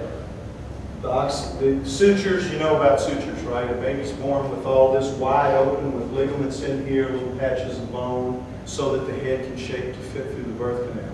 Over the next 2 years or so, these sutures close up, and the last one closes up here at the top, the soft spot where the 3 of them come together. All right, looks like the occipital here, this occipital, has been just stretched out and flattened. You see the crease down the middle here, the top. This area here, which is now a dent, is where the inium should be, right here. It's not. And you see the neck muscles attaching and going through here. Big fossa where the neck muscles attach and go through. Well, you see they don't attach till down here, about an inch below where they should. So the neck is a much smaller, much reduced neck. Just like a much reduced face. And the crown, again, completely different relative to what it should be. These bones here, called Lambrian bones, indicate that it's more than 4.5, 5 years old. It's up in the teens, maybe even 20s. Not necessarily a child, but there's a lot of debate on how old it was when it died because its teeth look very childlike. Top of the head, showing what a difference. The staining, by the way, on the Starchild, and you saw on its cheek, is from the fact that it was buried in soil and probably picked up some stain from being buried. Next slide. Okay, here we see the underside. Now this bone right here, the basilar part, is missing here. This bone fuses in all of us by around the age of 25. So this one was post-25, this female, when she died, the one that died with it. And by the way, we first thought initially that it was its mother maybe, you know, that her baby died, she buried it, because that's clearly a death and a suicide. And she laid down to die with it, wrapped its arm around her arm, cut her throat, took poison, whatever. She laid down there to die with this child that had died, or this being that had died, whatever it was. That's what we originally thought. Now we know, because of genetic testing, she was not its mother. They're not genetically related. They were a husband and wife, they were a caretaker of a child, they were lovers, we don't know what. She had enough commitment to it to bury it when it died and then kill herself, take her own life to be there with it. So, anyway, so she was in her 30s. Her teeth are flattened down like horse teeth. You can see the cusps all worn away, but that's eating a very gritty diet of corn and grit. So 30s is a good age probably for her head. With this, we're not as sure. Everything here is much smaller. You see the condyles, how much smaller relative to these. You see the mandibular fossa right here again, as opposed to the size of that. So you're just looking at a much reduced lower face here. But this indicates a age of death of less than 25, if indeed it aged the way we do. Next slide. This is an X-ray of the two, and you see the human eye sockets and the frontal sinuses of frontal sinuses normal of human. They look like cauliflowers, and you see with the Starchild completely missing, no frontals, not even vestigial, not even nubs, nothing. This thing didn't have sinuses at all. That's very unusual. And notice, if you will, look how the normal eye sockets look. Look at these kind of this flare thing going here. Isn't that weird? We don't know what it means, but that's how it came out of the X-ray. Also notice, if you will, how the brain kind of looks like this fills up solid, and you have here kind of a brain within a brain. We don't know what that means either. It's different. Next slide. Okay, here we have some real strong proof against hydrocephaly from the outside. You see the veins. The brain presses up into the bone, and because the bone is soft, and this is from when you're a baby, the bone is soft, the veins make dents in your bone. The bone kind of wraps around the veins, and you see the tracks going all the way up. Here you see the same thing. You see the tracks going up all the way. So, but then you see this bulge in the parietal that we don't have. It's the same area here. So much more parietal. And this was the area, by the way, that was a little extended in Einstein to make imaging. A little bigger than average. So it makes you wonder. Anyway, next slide.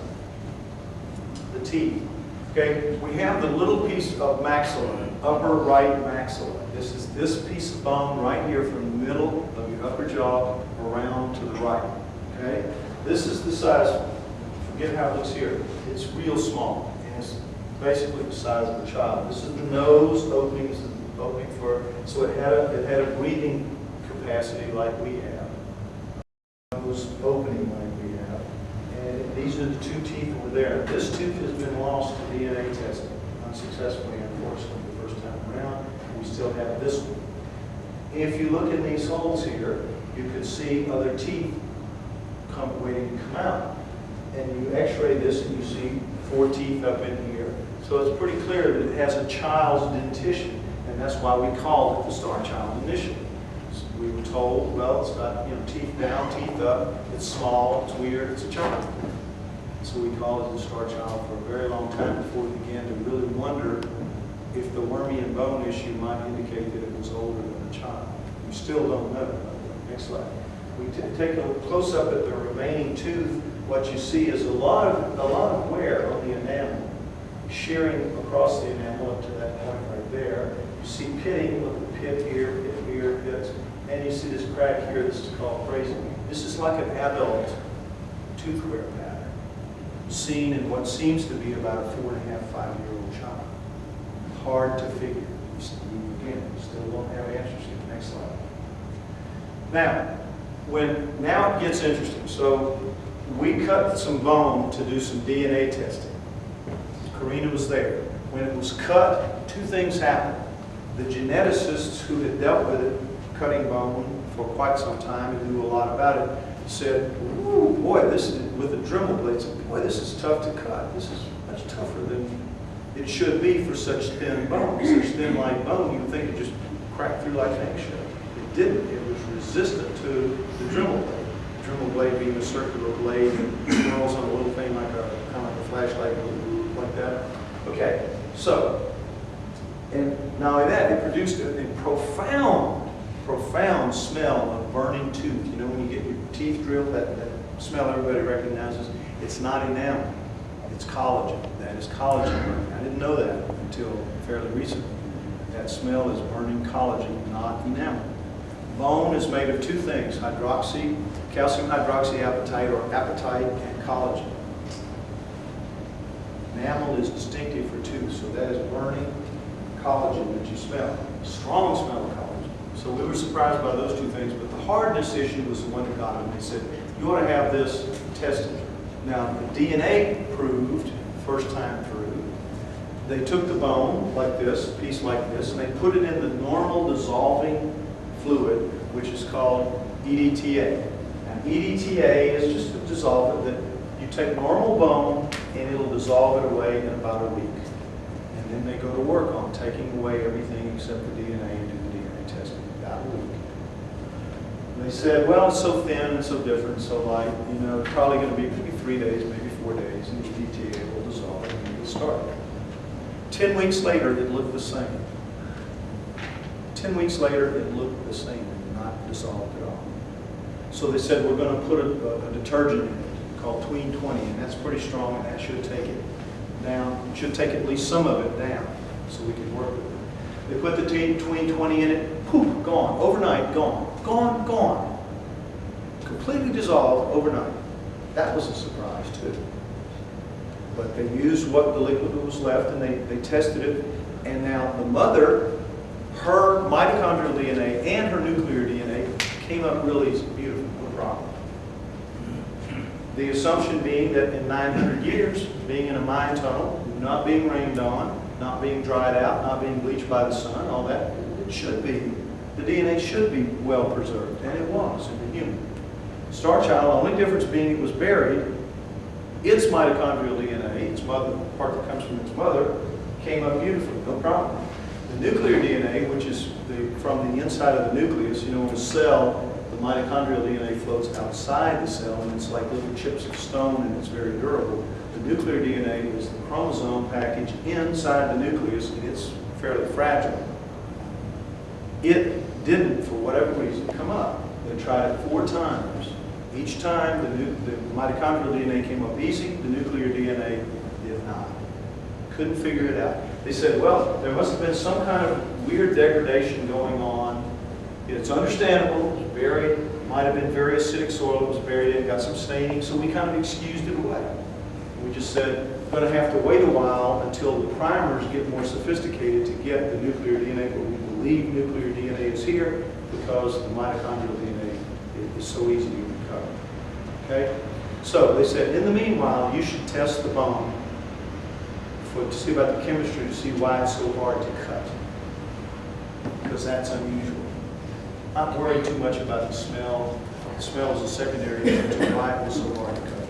So, finally, the lady who had put up the money for the DNA testing, she had taken a partner named Grant Singleton, who's now a partner in the deal, and he now runs Cognoscence, and he arranged to have the bone tested with the scanning electron microscope at the Royal Holloway Scientific Institute in London, which is a castle, really big castle that's been converted into a scientific institute.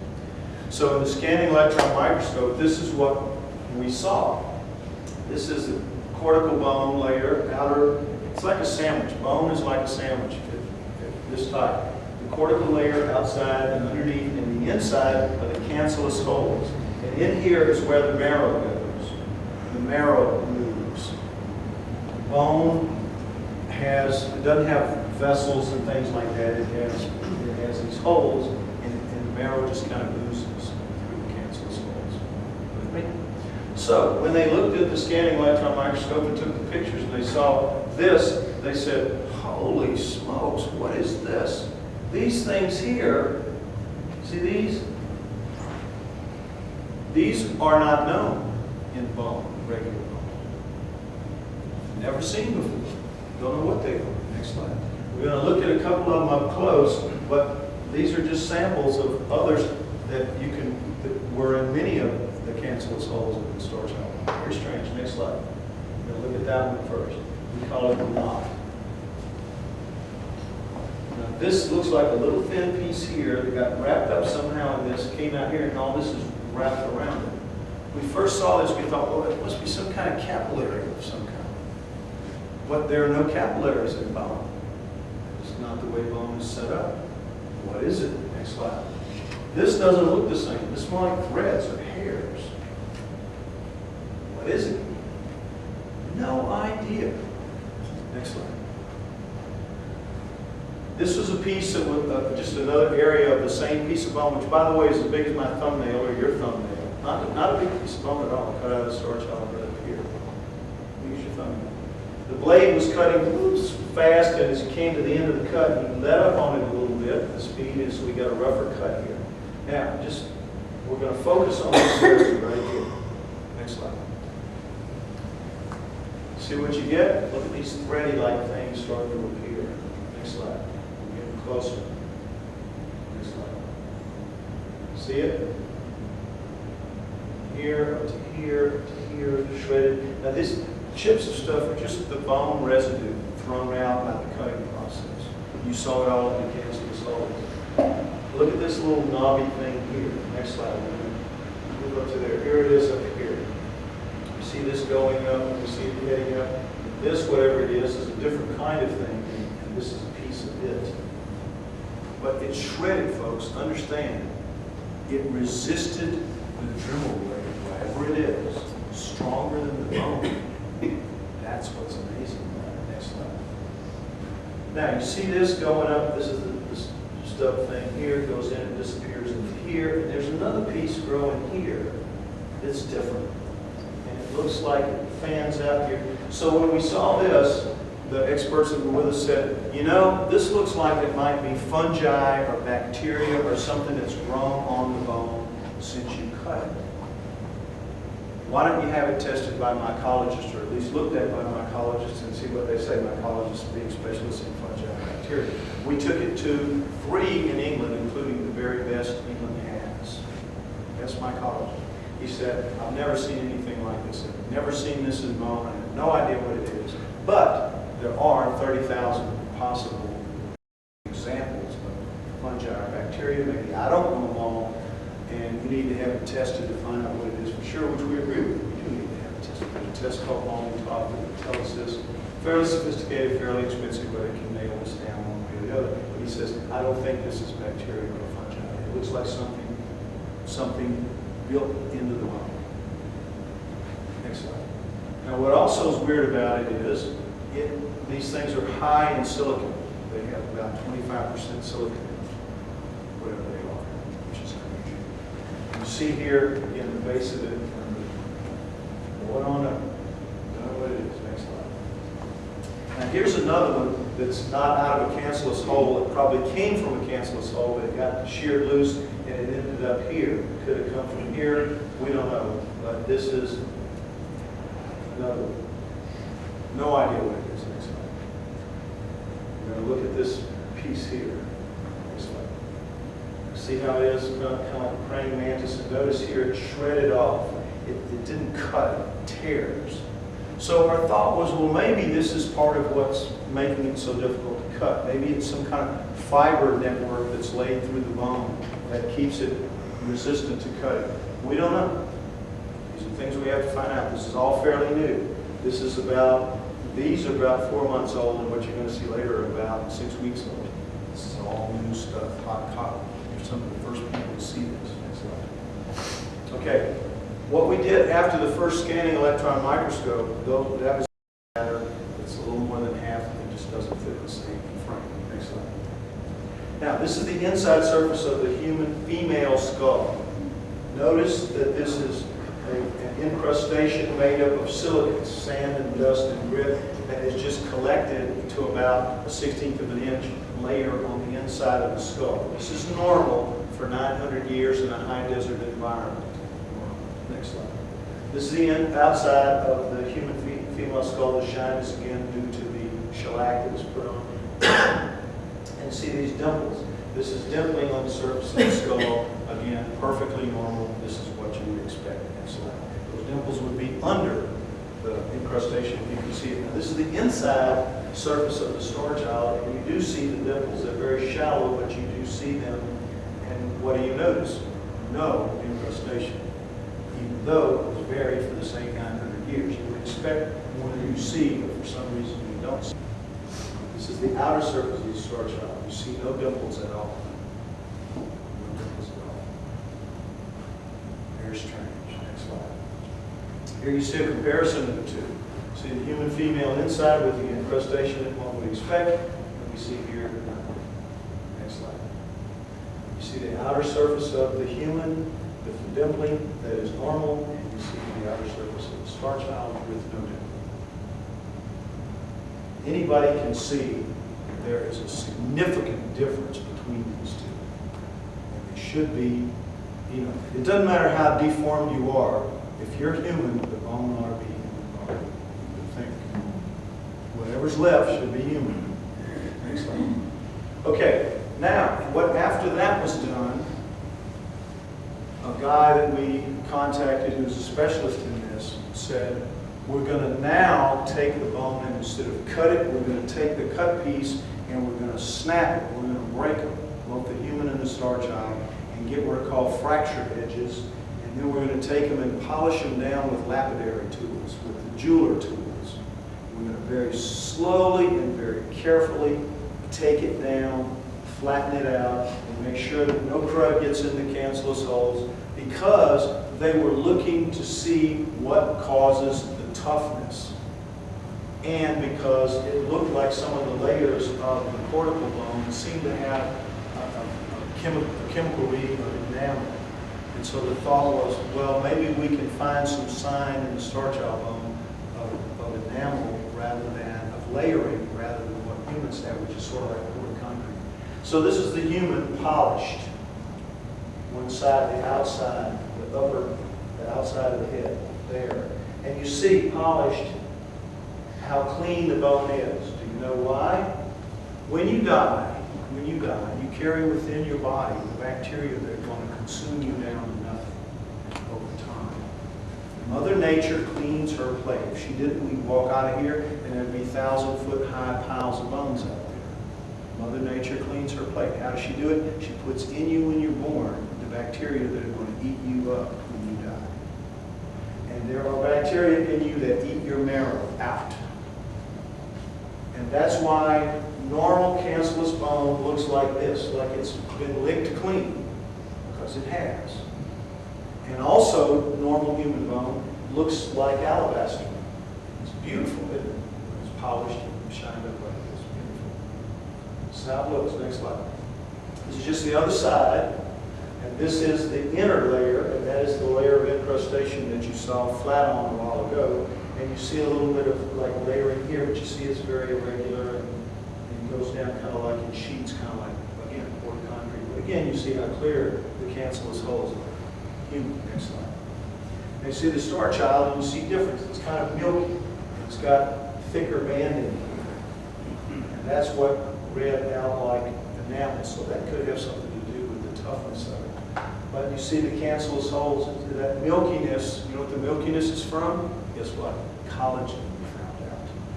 Collagen. Remember I told you that smell, the first cut, was so stinky bad of bone? Collagen. Guess what? This piece of bone, 1/2 as thick than it should be, carries the full load of collagen, like a compressed computer file. We don't know how that much collagen, or why, for that matter, that much collagen is there, but it's clear to see that it is. There's no shine, there's no alabaster look, it's a creamy milky. That's caused by the added collagen, which we don't understand. But most importantly, do you notice anything at all kind of weird about this? Look dead center, dead center. You see this little speck here? What does that look to your eyes? You see any reddish there? Next slide. We missed it the first time through, but we didn't miss this. Look at this. How did the bacteria not eat that away? Next slide. Close up on this. What do you think that is? That could be one of two things. Desiccated marrow, which is the most likely thing, or some kind of inorganic mineral that got left behind somehow that the bacteria couldn't eat and couldn't dissolve, except no such thing is known. No such thing is known to be in the bone marrow. So either way you cut it, this is extremely weird, extremely unacceptable. extremely potentially historic. Because if this is desiccated marrow, guess what? That's organic. Guess what else? The geneticists had it in hand and couldn't find nuclear DNA with human primers. And what does that tell you? It's not human DNA. That's why they were getting the mitochondrial DNA, but not getting the nuclear DNA. Because the primers were going after human nuclear DNA, and they weren't matching up. Now, if it's inorganic, which it could be, if it's inorganic, we still have to find out what it's doing there. What is it made of? What's it doing there?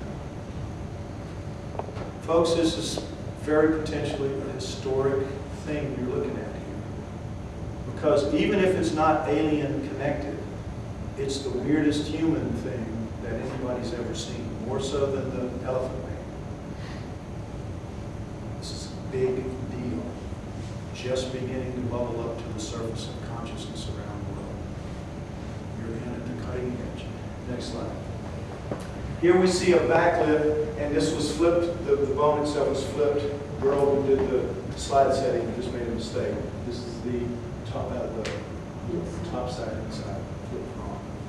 But anyhow, the point is, there you go. Look at how much there is. Next slide. You backlight.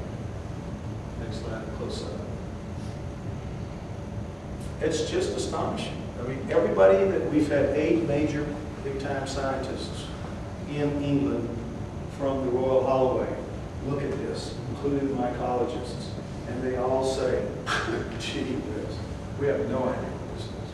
But you have to find out next time. These are the tests that we need, just some of the tests, most of the major tests.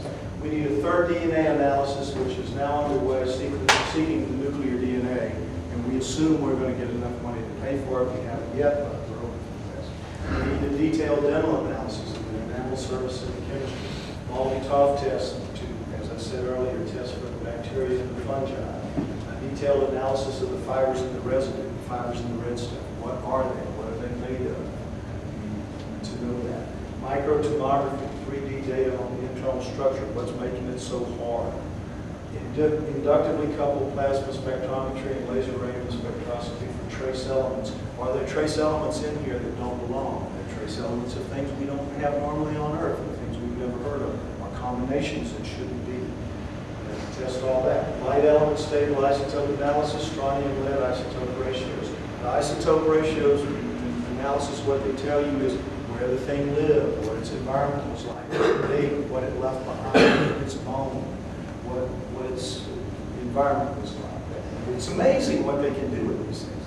They're very sophisticated and they're very expensive, but before they're just amazing. X-ray power, diffraction, crystal, biomineral, to tell us about that. More scanning electron microscope examinations on multiple fracture surfaces, to see more of the fibers, to see more of the red stuff and try to see what it is. Transmitted light microscopy for structural features, again, looking for hardness. Electron probe and or ion probe conclusions. Just stuff they want to know. I don't even understand most of it. Analyze incrustations inside those skulls and visit the recovery area in Mexico and take soil samples to make sure that matches up, to make sure that the soil incrustation came from where the skull supposedly came. We assume that they did, and which is what we absolutely have to prove it. A clay model reconstruction, facial features, that's something we just kind of like. We can use that, but we're going to use whatever money we get to do the testing first because that's more important. But what we have to do, what we've been told by the scientists now is that we are working on, everybody hears me without me bothering this. Okay, that we are working on something that is so important that it has to be done at a certain level of sophistication now. Next slide. And because of that, this is what has to be done. We need between 50 and 100,000, probably more like $100,000. And Belinda, by the way, Belinda McKenzie, the lady who put this together, cognoscence and all that, she put up 50,000 pounds, which is basically $100,000. And we've gone through that now in the past 2 years, doing a all the stuff that you've seen with DNA and all that. And so we need now to double that over again. So we've got to find somebody with deep pockets who's willing to, this is not a business deal. This is a scientific endeavor where we're trying to move the line of history forward. We're not in this to make anybody a bundle of money. We're in this to answer the same kind of questions as if we had found Lucy or the Lake Turkana boy or anything like that. And you can go to your college or your university, whatever, and get $1 million grant or $2 million grant or whatever you need, and you can work for 2 or 3 years and find all the answers. We don't have that luxury. We do this by the skin of our teeth. We do it on a budget, but we get it done. This is what we need. We have been told that because it's so important when we stand up in front of the world to announce whatever it is that we have, when we're facing that bank of microphones that you always see at a press conference, we have got to be able to stand there and say we've covered every base, because you know and I know that the critics are going to say, have you done this test? Have you done that test? Have you done this test? Have you done that test? And if I have to say no to any of them, they're going to say, well, what are you trying to hide? Why didn't you? How can we believe you did this?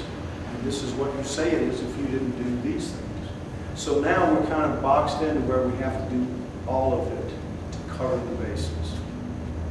But if we can do that and make our case, we've got enough sample, enough bone to where anybody else out there who wants to criticize what we did can take the sample and repeat the test for themselves. That's the beauty of the Starchild. There's so much of it.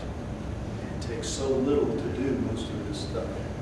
Pieces the size of your fingernails is all it takes. It's amazing. It's a wonderful thing. So, this is what I'm here for, and this is what I'm asking you for, is help to get this done.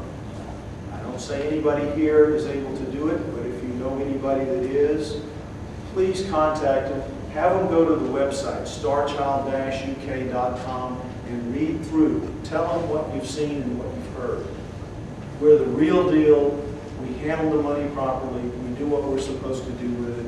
And trust me, if you don't believe anything else, believe that I'm not in it for the money or anything else. I just want it over with so I can go back to my world and my life as a human origins researcher. This is not my game.